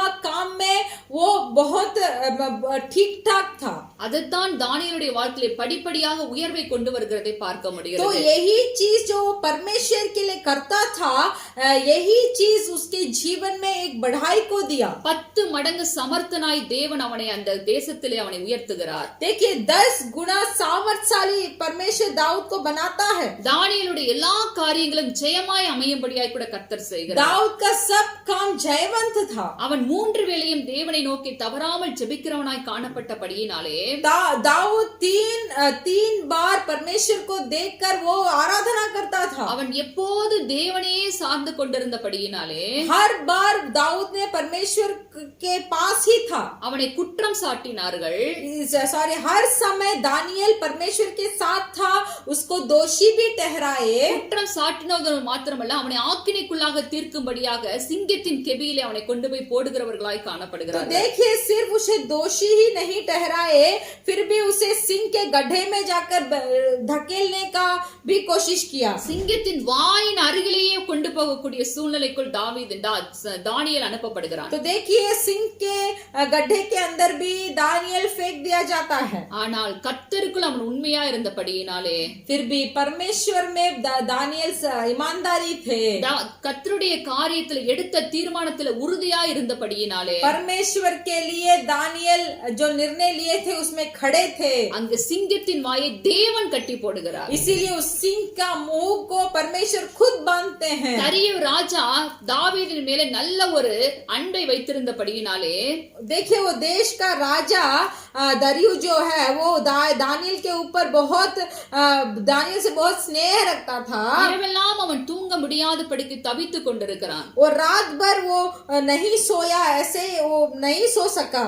தேவன் தரியு ராஜா நினைக்கிறான், இந்த தானியேலுக்கு ஏதாவது ஆயிருக்குமோ என்று சொல்லி எப்பொழுது விடியும் என்று விடியலுக்காக அவன் காத்திருக்கிறான். तो देखिए वो राजा सोचता है कि दानियल को क्या होगा, इसीलिए वो नहीं सो पा रहा है. பொழுது விடிந்த உடனேயே அவன் சிங்கக்கெபியை நோக்கி ஓடுகிறான். तो देखिए भोर को पो फटते ही राजा उठता है और सिंह के गड्ढे के ओर फुर्ती से चला जाता है. தானியேலே என்று கூப்பிடுகிறான். हे दानियल बोलकर पुकारता है. ஜீவனுள்ள தேவனை ஆராதிக்கிற மனுஷனே என்று கூப்பிடுகிறான். हे दानियल, हे जीवित परमेश्वर के दास, क्या बोल पुकारता है. நீ ஆராதிக்கிற தேவன் உன்னை தப்புவிக்க வல்லவராய் இருந்தாரா என்று கேட்கிறான். वो राजा पूछता है कि क्या तेरा परमेश्वर जिसकी तू नित्य उपासना करता है तुझे सिंहों से बचा सका है. கெபிக்குள் இருந்து ஒரு சத்தம் எழும்புகிறது. तब वो गुफा के अंदर से एक आवाज आती है. ராஜாவே நீர் வாழ்க என்று ஒரு சத்தம் வருகிறது. हे राजा तू युग युग जीवित रहे बोलकर एक आवाज आता है. நான் ஆராதிக்கிற தேவன் என்னை சிங்கத்தின் வாய்க்கு தப்புவித்தார் என்று சொல்லுகிறான். मेरा परमेश्वर जिसका मैं उपासना आराधना करता हूँ उन्होंने इस सिंह का मुंह से मुझे बचाया.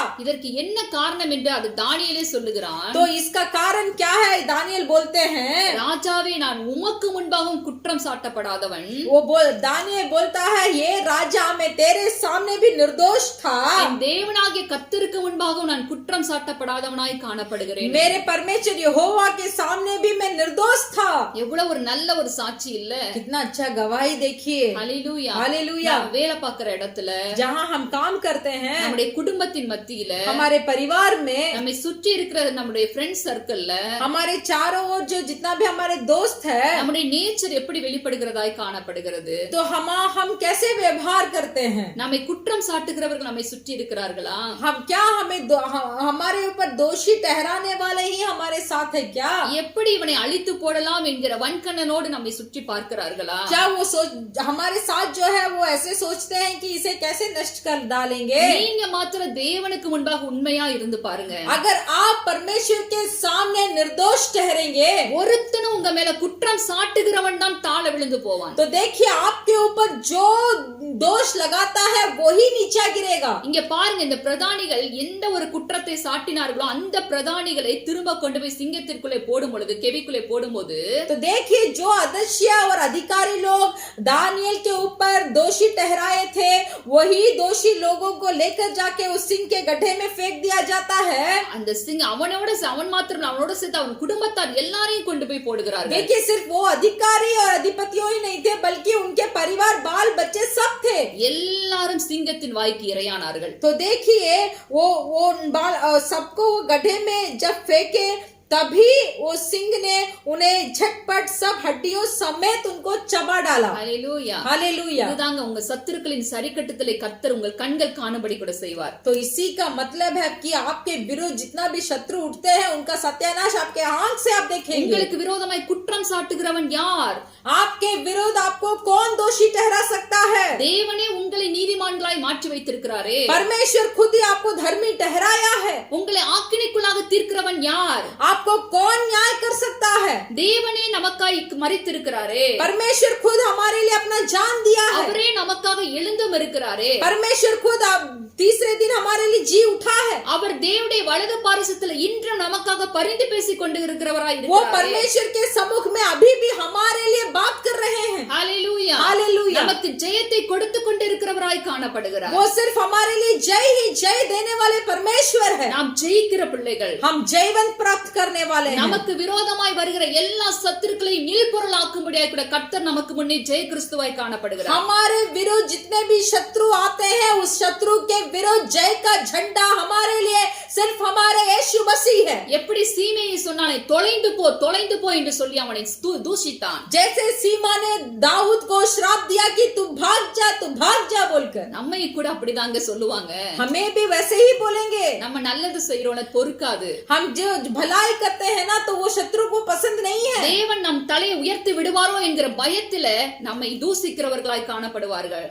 ऐसा हो कि परमेश्वर ने इसका मस्तक को ऊंचा उठा दिया तो उसको वो लोग सह नहीं पाएंगे, इसीलिए ऐसे ही डांटेंगे। ஹல்லேலூயா. हालेलुया। அரியுடைய ராஜ்யபாரத்து காலத்திலும் பெர்சியா அதாவது இவனுடைய ராஜ்யபார காலத்திலும் பார்க்கும் பொழுது அங்கு தானியேலுடைய காரியம் ஜெயமாய் இருக்கும்படியாய் கூட செய்தார். देखिए वो दारियो राजा के दिनों में दानियेल का काम अच्छा था। கோரேசன் தரியு और कोरेस और दारियो राजा जो थे उनके दिनों में दानियेल का काम सही था। அதற்கு காரணம் उसका कारण அவன் உண்மை உள்ளவனாய் இருந்தான். वो ईमानदार था। நான் உண்மையா இருந்துட்டாலே போதுமே. हम ईमानदार और सच्चाई से रहेंगे वही काफी है। உண்மைக்கு எந்த ஒரு காரியம் நமக்கு விரோதமாய் வந்தாலும் தேவன் அப்படியே தடுத்து போட்டுருவார். देखिए अगर हम सच्चाई से रहेंगे तो हमारे विरुद्ध जो भी आने वाला था वो आने से पहले ही परमेश्वर उसको रोक देंगे। ஹல்லேலூயா. हालेलुया। கர்த்தர் நமக்கு விரோதமாய் எழும்புகிறவர்களை இல்பொருளாக்குவார். हमारे विरुद्ध जो भी उठते हैं उनको परमेश्वर नष्ट करेंगे। சத்துருவான நம்மை அழித்து போட முடியாது. शत्रु शैतान आकर हमें नाश नहीं कर सकता। அவனுக்கு அதிகாரத்தை தேவன் கொடுக்க மாட்டார். उसके हाथ में परमेश्वर ने हमारे लिए अधिकार नहीं दिया। யோபுடைய வாழ்க்கையில அவனை சோதிக்க அனுமதி கொடுத்தாரே ஒழிய ஜீவனை தொடுவதற்கு அனுமதி கொடுக்கவில்லை. अय्यूब के जीवन में देखिए शैतान को सिर्फ उसका परीक्षा लेने का आज्ञा दिया, फिर भी उसका जीवन को छूने का अधिकार नहीं दिया। பிசாசானவன் தேவனுடைய சமூகத்துல போய் நின்று கொண்டு யோபுவின் மேல குற்றம் சாட்டுகிறான். शैतान क्या करता है? परमेश्वर के सम्मुख में जाकर अय्यूब को दोषी ठहराता அப்ப है। தேவன் சொல்லுகிற காரியம் என்ன தெரியுமா? तो परमेश्वर वहाँ क्या बोलते हैं? என்னுடைய தாசனாகிய யோபு அவன் உத்தமன் என்று சொல்லுகிறார். तो बोलते हैं परमेश्वर अय्यूब के बारे में बोलते हैं मेरा दास अय्यूब निर्दोषी है। அவன் கர்த்தருக்கு பயந்து பொல்லாப்புக்கு விலகுகிறவனாய் காணப்படுகிறவன் என்று சொல்லுகிறார். वो फिर भी और भी परमेश्वर बोलते हैं कि अय्यूब परमेश्वर से भय उठाकर बुरे काम से दूर होता है। ஹல்லேலூயா. हालेलुया। உங்களையும் என்னையும் குறித்து கர்த்தர் நம்ம சத்துரு இடத்துல சாட்சி சொல்ல முடியுமா? क्या आपको और आपके और हमारे बारे में शत्रु के शैतान के सामने परमेश्वर गवाही दे सकते हैं? யோபு 23:14 நீங்க வாசிச்சு பாத்தீங்கன்னா अय्यूब के पुस्तक का 23 का अध्याय का 16 वचन अगर आप पढ़कर देखेंगे, யோபு சொல்லுகிறார், अय्यूब बोलते हैं எனக்கு குறித்திருக்கிறதை என் கர்த்தர் நிறைவேற்றுவார் என்று சொல்லுகிறான். मेरे लिए जो ठान लिया है उसको परमेश्वर पूरा करता है। ஹல்லேலூயா. हालेलुया। எவ்வளவு ஒரு நம்பிக்கையின் விசுவாசத்தை பாருங்க. அவனுடைய சரீரம் முழுவதும் அழுகி போய் விட்டது. देखिए अय्यूब का शरीर पूरा नष्ट हो चुका था, फिर भी उसके मध्य में भी उसका विश्वास को देखिए। தெருவுல உட்கார்ந்து ஓட்ட வச்சு சொரஞ்சிட்டு கிடக்குறான். देखिए वो जाकर रास्ते में बैठकर खुजली करता है। அவன் அருகிலே வருகிறவர்கள் கூட அருவருப்பு பட்டு விலகி போகக்கூடிய ஒரு காரியத்துல உட்கார்ந்து கிடக்குறான். देखिए अय्यूब के पास जो भी आते हैं उसके ऊपर घृणा कर दूर चले जाते हैं। அவன் உத்தமனாய் இருந்தபடியினாலே தன் தேவனுக்கு முன்பாக देखिए अय्यूब अपने परमेश्वर के सामने ईमानदार था। அவன் உறுதியாய் சொல்லுகிறான், கர்த்தர் எனக்கு குறித்திருக்கிறதை நிறைவேற்றி முடிப்பார் என்று. तो इसीलिए वो बहुत सामर्थ्य से भरोसा से बोलते हैं कि जो परमेश्वर मेरे लिए ठाना है उसको पूरा करेंगे। நீங்க அப்ரைட் மேனா காணப்படுங்க. எப்போதும் आप ईमानदारी रहिए। நீதிமான்களுடைய அந்த குணாதிசயத்துடைய பிள்ளைகளாய் காணப்பட வேண்டியது அவசியமாய் இருக்கிறது. वो धर्मी लोगों के अंदर इस तरीके के गुण चाहिए। கர்த்தர் அப்படிப்பட்ட பிள்ளைகளுக்கு விரோதமாய் எழும்புகிற எல்லா காரியத்தையும் வாய்க்காதே போக பண்ணுவார். तो देखिए जो निर्दोष है, जो सच्चाई है, जो ईमानदार है, तो इन लोगों के विरुद्ध जो भी है तो उसको परमेश्वर उसका विरोध सत्यानाश करेंगे। உனக்கு விரோதமாய் எழும்பும் எந்த ஆயுதமும் வாய்க்காதே போகும் என்று தேவன் நமக்கு வாக்குத்தத்தத்தை கொடுத்து வைத்திருக்கிறார். परमेश्वर का वाचा हमारे ऊपर है कि तेरे विरुद्ध जितना भी हथियार चलेंगे वो सब कुछ नहीं होगा। ஹல்லேலூயா. हालेलुया। கடைசியாக ஒரு காரியத்தை இங்க பார்க்கிறோம். आखिरी में एक कार्य को हम देखेंगे। 8:36 वही रोमियो का पुस्तक का 8वां अध्याय का 36 उसका 34वां वचन, கிறிஸ்துவின் அன்பை விட்டு நம்மை பிரிப்பவன் யார் என்கிற ஒரு கேள்வி அங்க பார்க்கிறோம். तेरे लिए हम 8:36 கிறிஸ்துவின் அன்பை விட்டு. परमेश्वर के प्रेम से हमें अलग करने वाला कौन है? ஹalleluya. हालेलुया। கிறிஸ்துவின் அன்பை விட்டு நம்ம எதுவுமே பிரிக்க முடியாதுங்க. प्रभु मसीह यीशु के प्रेम से हमें अलग कोई नहीं कर सकता। உபத்திரவமோ வியாகுலமோ பசியோ துன்பமோ பட்டயமோ நாசமோசமோ எதுவும் அவருடைய அன்பை விட்டு நம்ம பிரிக்காது. ना मृत्यु, ना जीवन, ना स्वर्गदूत, ना प्रधानताएं, ना वर्तमान, ना भविष्य, ना सामर्थ, ना ऊंचाई गहराई, कोई भी चीज हमें परमेश्वर का प्रेम से अलग नहीं कर सकता। ஆனா ஒரு காரியம் நம்மையும் தேவனையும் பிரிக்கக்கூடியதாய் காணப்படுகிறது. फिर भी सिर्फ एक चीज हमें और परमेश्वर को अलग कर सकता है। பாவம் செய்தோமே என்றால் நாம் தேவனிடத்திலிருந்து பிரிக்கப்படுவோம். अगर हम पाप करेंगे तो हम परमेश्वर से अलग हो जाएंगे। பாவம் ஒன்றை தவிர நம்மை தேவனிடத்திலிருந்து எதுவும் பிரிக்காது. सिर्फ पाप के अलावा हमें परमेश्वर से कुछ भी चीज अलग नहीं करेगा। ஏசியா புத்தகத்தில் 59வது அதிகாரத்தில் 2வது வசனத்தை நீங்க வாசிச்சு பாத்தீங்கன்னா, आप एसाया का पुस्तक का 59वां अध्याय का 59:2 उसका दूसरा अध्याय को अगर आप पढ़ेंगे, परंतु तुम्हारे अधर्म के कामों ने तुमको तुम्हारे परमेश्वर से अलग कर दिया है और तुम्हारे पापों के कारण उसका मुंह तुमसे ऐसा छिपा है कि वह नहीं सुनता। ஹalleluya. हालेलुया। உங்களுடைய அக்கிரமங்களே உங்களுக்கும் எனக்கும் நடுவாக பிரிவினை உண்டாக்குகிறது என்று தேவன் சொல்லுகிறார். परमेश्वर यहाँ बोलते हैं कि तुम्हारे अधर्म के काम ने तुमको तुम्हारे परमेश्वर से अलग कर दिया है। ஹalleluya. हालेलुया। நாம் கர்த்தருக்கு விரோதமா எந்த ஒரு பாவமான காரியத்தை செய்யாதபடிக்கு நம்மை காத்துக்கொள்ள வேண்டும். கரைதரையற்றவர்களாய் நம்மை காத்துக்கொள்ள வேண்டியது அவசியமா இருக்கிறது. देखिए, हमें परमेश्वर के विरुद्ध कोई भी पाप हमें नहीं करना है, हमें खरे ठहरना है। அப்படி இருப்போமே என்றால் கிறிஸ்துவின் அன்பை விட்டு நம்ம எதுவுமே பிரிக்க முடியாது. तो हम वैसे रहेंगे तो परमेश्वर का प्रेम से हमें कोई भी अलग नहीं कर இங்க सकता। நாம் பார்த்தோம் தேவன் நம்முடைய பட்சத்துல இருக்கிறார் என்று. यहाँ हमने देखा कि परमेश्वर हमारे पक्ष में है। அவர் நம்முடைய பட்சத்துல இருந்தாரே என்றால் நமக்கு விரோதமாய் ஒருவனும் எழும்ப முடியாது என்று பார்த்தோம். हम ये भी देखा कि अगर परमेश्वर हमारे पक्ष में रहते हैं तो हमारे विरुद्ध कोई उठ नहीं सकता। அவருடைய குமாரனே தந்தவர் மற்ற எல்லாவற்றையும் அருளாதிருப்பது எப்படி என்று நாம் பார்த்தோம். हमने ये भी देखा कि पिता परमेश्वर ने अपने इकलौता पुत्र को हमें दिया है, तो हमें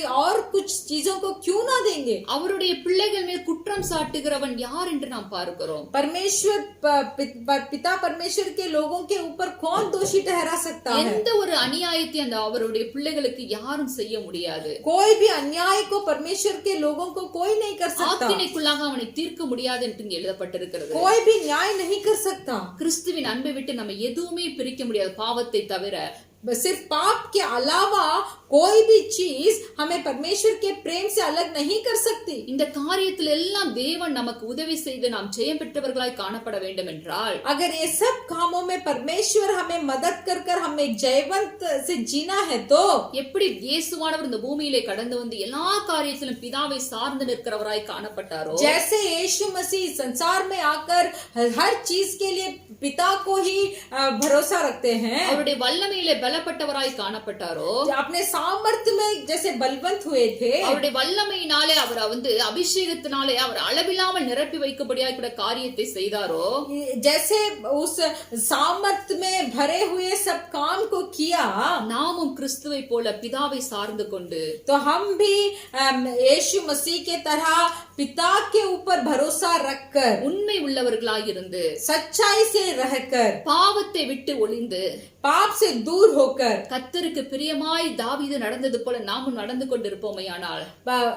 जैसे दाऊद ने परमेश्वर के प्रिय से जिया वैसे हम भी अगर जिएंगे तो நம்மை கொண்டு போகிற அடுத்த ப்ராசஸ் என்னன்னு பார்த்தபோது, तो हमें बढ़ाई करने वाला और एक विधि क्या है अगर हम देखेंगे, அவருடைய குமாரனுடைய சாயலுக்கு ஒப்பான சாயலுடைய பிள்ளைகளா நம்மை மாற்றி விடுவாராம். तो अपना इकलौता पुत्र यीशु मसीह का स्वरूप में भी हमें बना देंगे। ஹல்லேலூயா. हालेलुया। அவர் வரும்போது அவர் இருக்கிற வண்ணமாகவே நாம் அவரை தரிசிப்போம் என்கிற நம்பிக்கையோடு நாம் காணப்படும்படியாய் கூட ஒவ்வொரு நாள் நாம் கிறிஸ்துவின் சாயலுக்கு நேரா நம்மை மறுரூபமாக்கிக் கொண்டே இருப்பார். देखिए, यीशु मसीह जिस रूप से आते हैं वही स्वरूप से हम भी यीशु मसीह को मिलने के लिए परमेश्वर प्रतिदिन हमें यीशु मसीह का रूप में बदलेंगे।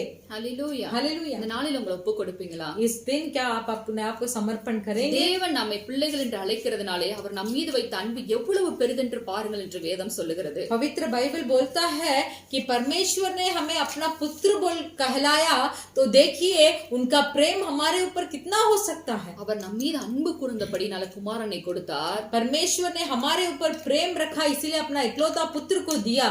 அவரை நமக்கு முன்பாக அவர் எல்லாருக்கும் மேலாக சகோதரர்களுக்குள்ளே முதற் பேரானவராய் மாற்றினார். सब भाइयों में से पहलौटा हमें बनाया। நம்மை அழைத்தவர் நம்மை முன் குறித்து நீதிமான்களாய் மாற்றி நம்மை மகிமைப்படுத்தி வைத்திருக்கிறார். हमें जो जाना था सिर्फ जाना ही नहीं, हमें बुलाया है, हमें धर्मी ठहराया है और उस धर्म के द्वारा महिमा भी किया है। ஹalleluya हालेलुया। நம்மை முற்றிலும் ஜெயம் கொள்ளுகிற பிள்ளைகளாய் ஒவ்வொரு நாளும் நடத்த முடியாது. தேவனே நம்முடைய பட்சத்தில் இருக்கிறார். हमें प्रतिदिन जयवंत से जीने के लिए परमेश्वर ही हमारे पक्ष में है। அதனால மரணமானாலும் ஜீவனாலும் எந்த ஒரு காரியமும் கர்த்தருடைய அன்பை விட்டு நம்மை பிரிக்க மாட்டாதுங்கிற நிச்சயம் நமக்குள்ள எப்போதுமே இருக்கணும். तो इसीलिए देखिए, जो मृत्यु हो, जीवन हो, प्रधानताएं हो, जो भी ऊंचा नीचा जो भी हो, ये सब परमेश्वर का प्रेम से हमें अलग नहीं कर सकता बोलकर एक विश्वास हमारे अंदर होना चाहिए। ஹalleluya हालेलुया। அன்றியும் அவருடைய தீர்மானத்தின்படி அழைக்கப்பட்டவர்களாய் அவரிடத்தில் அன்பு கூறுகிறவர்களுக்கு சகலமும் நன்மைக்கு எதுவாய் நடக்கும்படியாய் கூட தேவன் நமக்கு செய்திருக்கிறார். तो देखिए, जो जो परमेश्वर के अनुसार बुलाए गए हैं उनके लिए सब भलाई ही होगा। அவருடைய தீர்மானத்தின்படி ஒரு நல்ல ஒரு பிளானோட தான் நம்மளை படைச்சிருக்கிறார். तो देखिए, जो निर्णय से परमेश्वर ने हमें बुलाया है, जो युक्ति करने के लिए परमेश्वर ने हमें बुलाया है, तो सब जयवंत ही होगा उनके लिए। நாம் ஒவ்வொருவருக்கும் தேவன் ஒரு பிளானை போட்டு வச்சிருக்கிறாரு.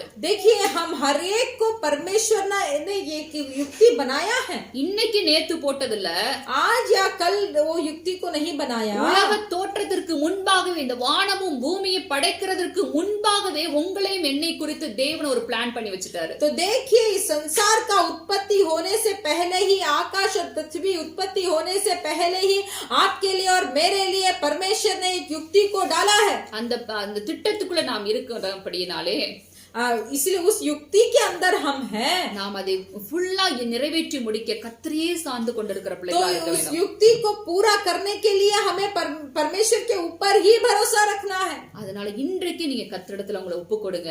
इसलिए आज आप परमेश्वर को अर्पण कीजिए। ஒருவேளை நான் இன்னும் ரட்சிக்கப்படல, இன்னும் ஞானஸ்தானம் எடுக்கல, ஆனா கர்த்தரை எனக்கு ரொம்ப பிடிக்கும், நான் ஆராதிக்க ரொம்ப பிடிக்கும் அப்படிங்கிற ஒரு அந்த நிலைமையோட மாத்திரம் நீங்க நிற்கிறவர்களா இருந்தால், अगर आप ऐसे बोल सकते हैं कि मुझे परमेश्वर को पसंद है, आराधना करना पसंद है, फिर भी मैंने बपतिस्मा नहीं लिया है बोलकर ऐसे सोचते हैं, तो கர்த்தர் இந்த அளவுக்கு உங்களை கொண்டு வந்திருக்காருன்னா உங்க மேல ஒரு நோக்கத்தை வச்சிருக்கிறாரு. तो देखिए, यहाँ तक आपको पहुंचाया परमेश्वर, आपके ऊपर कुछ सोच रखे हैं। இன்னும் நீங்க இந்த ஞானஸ்தானம் அப்படிங்கிற அந்த உடன்படிக்கைக்கு நேராக கடந்து வரும்போது, और जब आप इस बपतिस्मा वाचा के अंदर आएंगे, இன்றைக்கு நான் பார்த்த ஒவ்வொரு காரியத்துக்கும் உங்களை தேவன் அதை சுதந்திரித்துக் கொள்ளும்படியாய் கூட செய்வார். तो देखिए, आज हम जितना भी संदेश को सुने हैं, इस संदेश के अनुसार इस संदेश को आप के एक एक वचन को स्वीकार करने के लिए आपको बनाएंगे। எல்லா காரியத்திலும் உங்களுக்கு ஜெயத்தை கொடுக்கிறவராய் காணப்படுவார். सब कार्य में आपको जयवंत बनाएंगे। ஹalleluya हालेलुया। நம்மை வெற்றி சிறக்க பண்ணுகிற கர்த்தராய் இயேசு கிறிஸ்து எப்போது நம்மோடு கூட இருந்து இந்த உலகத்திலே நாம் தான் நற்கந்தங்களாய் இருக்கும்படியாய் கூட செய்வார். देखिए, इस संसार में हम सुगंधित रहने के लिए और हर बार जयवंत प्राप्त करने के लिए, इस सब के लिए हमें मदद करने वाला परमेश्वर इस संसार में हमारे पक्ष में है। எப்படி அந்த ஒரு சின்ன பிள்ளை மரணத்துல கூட ஒரு நன்மையை செஞ்சுட்டு மரிக்குது, जैसे वो छोटी बच्ची अपने मृत्यु पे भी कुछ भलाई कर कर मरी। ஆண்டவர் இந்த பூமியில கடந்து நமக்கு ஜீவனை கொடுத்து அவர் திரும்ப கடந்து போனார். परमेश्वर यीशु मसीह संसार में आए, जीवन दिए और चले गए। கடைசி சொட்டு ரத்தத்தை நமக்கு சிந்தினாரே, आखिरी लहू तक उन्होंने हमारे लिए बहाया। வேதம் சொல்லுகிறது நற்கிரியைகளை நம்மிடத்துல தேவன் தொடங்கி இருக்கிறாராம். पवित्र बाइबल बोलती है कि भलाई करने के काम को परमेश्वर ने हमसे शुरू किया है। நாம் மற்றவர்களுக்கு நன்மை செய்கிற பிள்ளைகளா இருக்கிறோமா? क्या हम दूसरों का भलाई करते हैं? நற்கிரியைகளை செய்கிற பிள்ளைகளா இருக்கிறோமா? क्या हम उनका भलाई करते हैं? சிஸ்டர், நான் அப்படிலாம் கிடையாது, ஏதோ எனக்கு வர வருமானத்துல நான் மாத்திரம் என் குடும்பத்துக்கு மாத்திரம் அப்படின்னு தான் வாழ்ந்துட்டு இருக்கேன்னு எனக்கு சொல்றீங்களா? तो क्या आप ऐसे बोलते हैं, बहन जी जो तनख्वाह मुझे आती है उस तनख्वाह पे मैं और मेरे परिवार जीना काफी है? ஒரு 5 பைசா உங்களுக்கு எடுத்து கொடுக்க ஒரு வசதி உண்டு என்றால் அதை செய்யுங்க, தாராளமாக செய்யுங்க. अगर आपको हो सकता है कि 5 पैसा आप उठाकर दे सकते हैं तो दीजिए. அந்த நற்கிரியை மற்றவர்களிடத்துல போகும்போது அது ஆசீர்வாதமாய் கடந்து போகும். वो भलाई अगर दूसरों को पहुंचेगा तो वो आशीर्वाद होगा. நீங்க கொடுத்ததுக்கு தேவன் திரும்ப உங்களுக்கு திரும்ப கடனாய் நீங்க கொடுத்ததை தேவன் உங்களுக்கு திரும்ப கொடுப்பார். जो भलाई आपने दूसरों को किया है उसको परमेश्वर आपको फिर से दे देंगे. முடிஞ்ச அளவுக்கு எல்லாருக்கும் நன்மை செய்ய பழகுங்க. हो सके तो बहुतों को भलाई कीजिए. கர்த்தருக்கு முன்பாக உண்மையா இருங்க. परमेश्वर के सामने निर्दोष ठहरिए. உங்களுடைய ஆவிக்குரிய ஜீவிதத்தை சரிப்படுத்திக் கொள்ளக்கூடிய காரியத்துல உங்களை இணைத்துக் கொள்ளுங்க. आत्मिक यात्रा में जो जो काम में आपको अपने आप को ठीक करना है उसको ठीक कर लीजिए. ஞானஸ்தானம் எடுக்கவில்லை என்றால் ஞானஸ்தானத்துக்கு உங்களை ஒப்புக் கொடுங்க. अगर आप बपतिस्मा नहीं लिए तो बपतिस्मा ले लीजिए. இல்ல ஞானஸ்தானம் எடுத்துட்டு அப்படின்னா அடுத்த லெவல் கர்த்தருடைய சமூகத்தில் அமர்ந்து அவருடைய சித்தத்தை அறிந்து கொண்டு அவருக்கு ஊழியம் செய்யக்கூடிய காரியத்துக்கு நேராய் கடந்து வாங்க.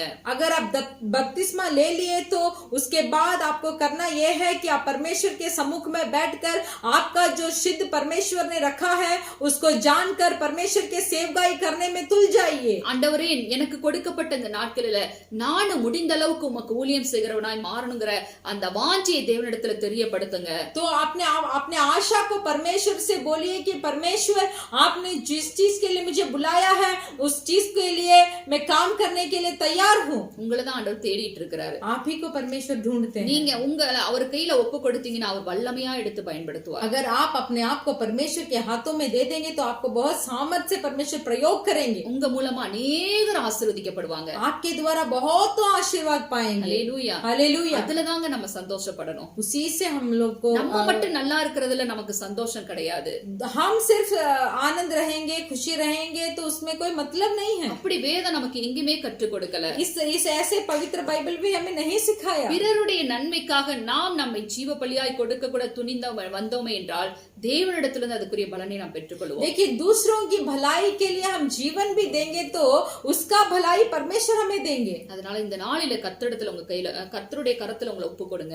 इसलिए इस दिन में परमेश्वर के सम्मुख में अपने आप को आप अर्पण कीजिए. முடிந்த அளவுக்கு தேவனுடைய காரியத்துல ஒழுங்கும் கரவுமாய் உங்களுடைய வாழ்க்கையை அமைத்துக் கொண்டு கர்த்தருக்கு முன்பாக நீங்க பரிசுத்தமாய் வாழ ஒப்பு கொடுங்க. हो सके तो परमेश्वर के काम में ठीक ठाक रहकर पवित्रता में जीने का कोशिश कीजिए. கர்த்தர் உங்களை ஆசீர்வதிப்பார். परमेश्वर आपको आशीष உங்கள் करेंगे. குடும்பத்தை பாதுகாத்துக் கொள்வார். आपके परिवार को रक्षा करेंगे. வேலை ஸ்தலத்திலே உங்களுக்கு தேவன் உயர்வை கொடுப்பார். काम के स्थानों में परमेश्वर आपको ऊंचाई देंगे. உண்மை உள்ள மனுஷன் பரிபூர்ண ஆசீர்வாதங்களை பெறுவான் என்று வேதம் சொல்லுகிறது. पवित्र बाइबल बोलता है जो मनुष्य सच्चाई है वो परिपूर्ण आशीर्वाद को पाएगा. அந்த பரிபூர்ண ஆசீர்வாதங்களை சுதந்திரித்துக் கொள்ளுகிற பாக்கியவதிகளா நீங்க காணப்படணும்னா எப்போது கர்த்தருடைய கரத்துக்குள்ள இருங்க. तो उस परिपूर्ण आशीर्वाद को पाने वाले भाग्यवंत आप है तो परमेश्वर के हाथों पे रहिए. கர்த்தர் உங்கள் ஒவ்வொருவரையும் ஆசீர்வதிப்பார். परमेश्वर आप हर एक को आशीष करेंगे. இயேசுவின் நாமத்தினால் நாங்கள் உங்களை வாழ்த்தி ஆசீர்வதிக்கிறோம். यीशु मसीह के नाम भी हम आपको स्वागत कर हम आपको आशीर्वाद देते हैं. இந்த வார்த்தைகள் உங்களுடைய இருதயத்துல எழுதப்பட்டு அது உங்களுக்கு பயனை கொடுக்க வேண்டும் என்று நாங்களும் வேண்டிக் கொள்கிறோம். हम ऐसे विनती करते हैं कि जो वचन हमने आपसे बोला है वो आपके हृदय के पलकों से लिखे हो आप और वो याद आपको दिलाते रहे. கர்த்தர் தாமே உங்களை ஒவ்வொருவரையும் ஆசீர்வதிப்பார். परमेश्वर आप हर एक को आशीष करेंगे. சகோதரி ஜெபிப்பாங்க. हम प्रार्थना करेंगे. Hallelujah hallelujah. इस जीवन भर मैं सदा तुझको ध्यान करूंगा. इस जीवन भर मैं सदा तुझको ध्यान करूंगा. तेरी आत्मा पाके तेरी इच्छा जान के आगे ही बढ़ता रहूंगा. तेरी आत्मा पाके तेरी इच्छा जान के आगे ही बढ़ता रहूंगा. हालेलुया. स्तुति गाए हम प्रभु यीशु की स्तुति गाए हम. हालेलुया. स्तुति गाए हम प्रभु यीशु की स्तुति गाए हम. Hallelujah hallelujah hallelujah hallelujah hallelujah hallelujah hallelujah hallelujah hallelujah hallelujah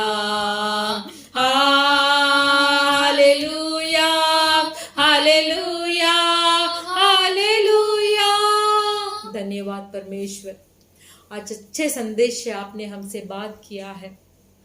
हम कैसे आपके सामने निर्दोष ठहरे, हम कैसे आपके सामने सच्चाई से रहें, कैसे आपके दिए हुए भलाई को हम दूसरों से बांटे परमेश्वर। इन आज जो संदेश को हमने सुना है, उस संदेश को हमारे हृदय के पलकों में लिख कर हर पल वो संदेश हमें याद दिलाए कि पाप ही हमें और आपको अलग कर देता है। तो पाप से हमें एक जयवंत का जीवन आज हमें दीजिए परमेश्वर। जो पाप में मैं जी रहा हूं, आज उस पाप से एक परिपूर्ण छुटकारा मुझे मिले परमेश्वर। मैं आपको इस पाप के द्वारा मैं दुख नहीं देना चाहता हूं। मैं इस पाप के द्वारा फिर से आपको क्रूस में मैं चढ़ाना नहीं चाहता हूं। मैं इस पाप के द्वारा आपका हृदय को दुख उठाने के लिए नहीं देना चाहता हूं परमेश्वर यहोवा। मुझे मदद कीजिए, मुझे मदद कीजिए, मुझे मदद कीजिए इस कार्य में परमेश्वर। दाऊद के तरह आपके मन के प्रिय, अय्यूब के तरह आपके मन के प्रिय, दानियल के तरह आपके सामने निर्दोष, हालेलुया, ऐसे हमारा जीवन को हम बिताकर, हालेलुया, एक जयवंत जीवन को हम जीकर आपके पुत्र के स्वरूप को हम धरकर जब परमेश्वर यीशु मसीह हम आएंगे, हम दोनों एक साथ एक रूप धरकर उस परलोक में हम आने के लिए हमें मदद कीजिए परमेश्वर। हमारे पाप को आप माफ कीजिए परमेश्वर। हमने जो जितना भी पाप किया है उसके द्वारा जो दुख आपको पहुंचाया है, उस दुख से हमें आप माफ करने के लिए हम मांगते हैं परमेश्वर। इस आराधना में जितने भी भाई और बहन भाग लिए हो, हम उम्मीद रखते हैं कि पवित्र आत्मा उनके हृदय में क्रिया करे परमेश्वर। Hallelujah, hallelujah. संदेश के दिए हुए बहन को, उनके परिवार को, बच्चों को आपके हाथ में हम समर्पण करते हैं। आप उन्हें आशीष करें। Hallelujah, hallelujah. जितने भी विनती है सबको यीशु मसीह पूरा करे। हमारे कलीसिया के परिवार, बच्चे लोग सबको आपके हाथ में हम समर्पण करते हैं। आप उन्हें आशीष करें। जल्दी हमारा कलीसिया खुल जाए, हम एक साथ मिलकर हम आराधना करें। आपके सम्मुख में हम समर्पण करते हैं। प्रभु यीशु मसीह के नाम से मांगते हैं पिता, आमीन, आमीन। कर्तराय यीशु क्रिस्त कृपையும் हमारा प्रभु यीशु मसीह का कृपा, पितावाகிய தேவனுடைய அன்பும் पिता परमेश्वर का प्रेम, பரிசுத்த ஆவியின் அந்யோன்ய ஐக்கியம், पवित्र आत्मा का सौभाग्यता இன்றும் என்று நம் அனைவரோட கூட இருப்பதாக आज और हर पल हमारे साथ होते रहे। आमीन, आमीन। Hallelujah, hallelujah, hallelujah, hallelujah. जय मसीह। जय मसीह।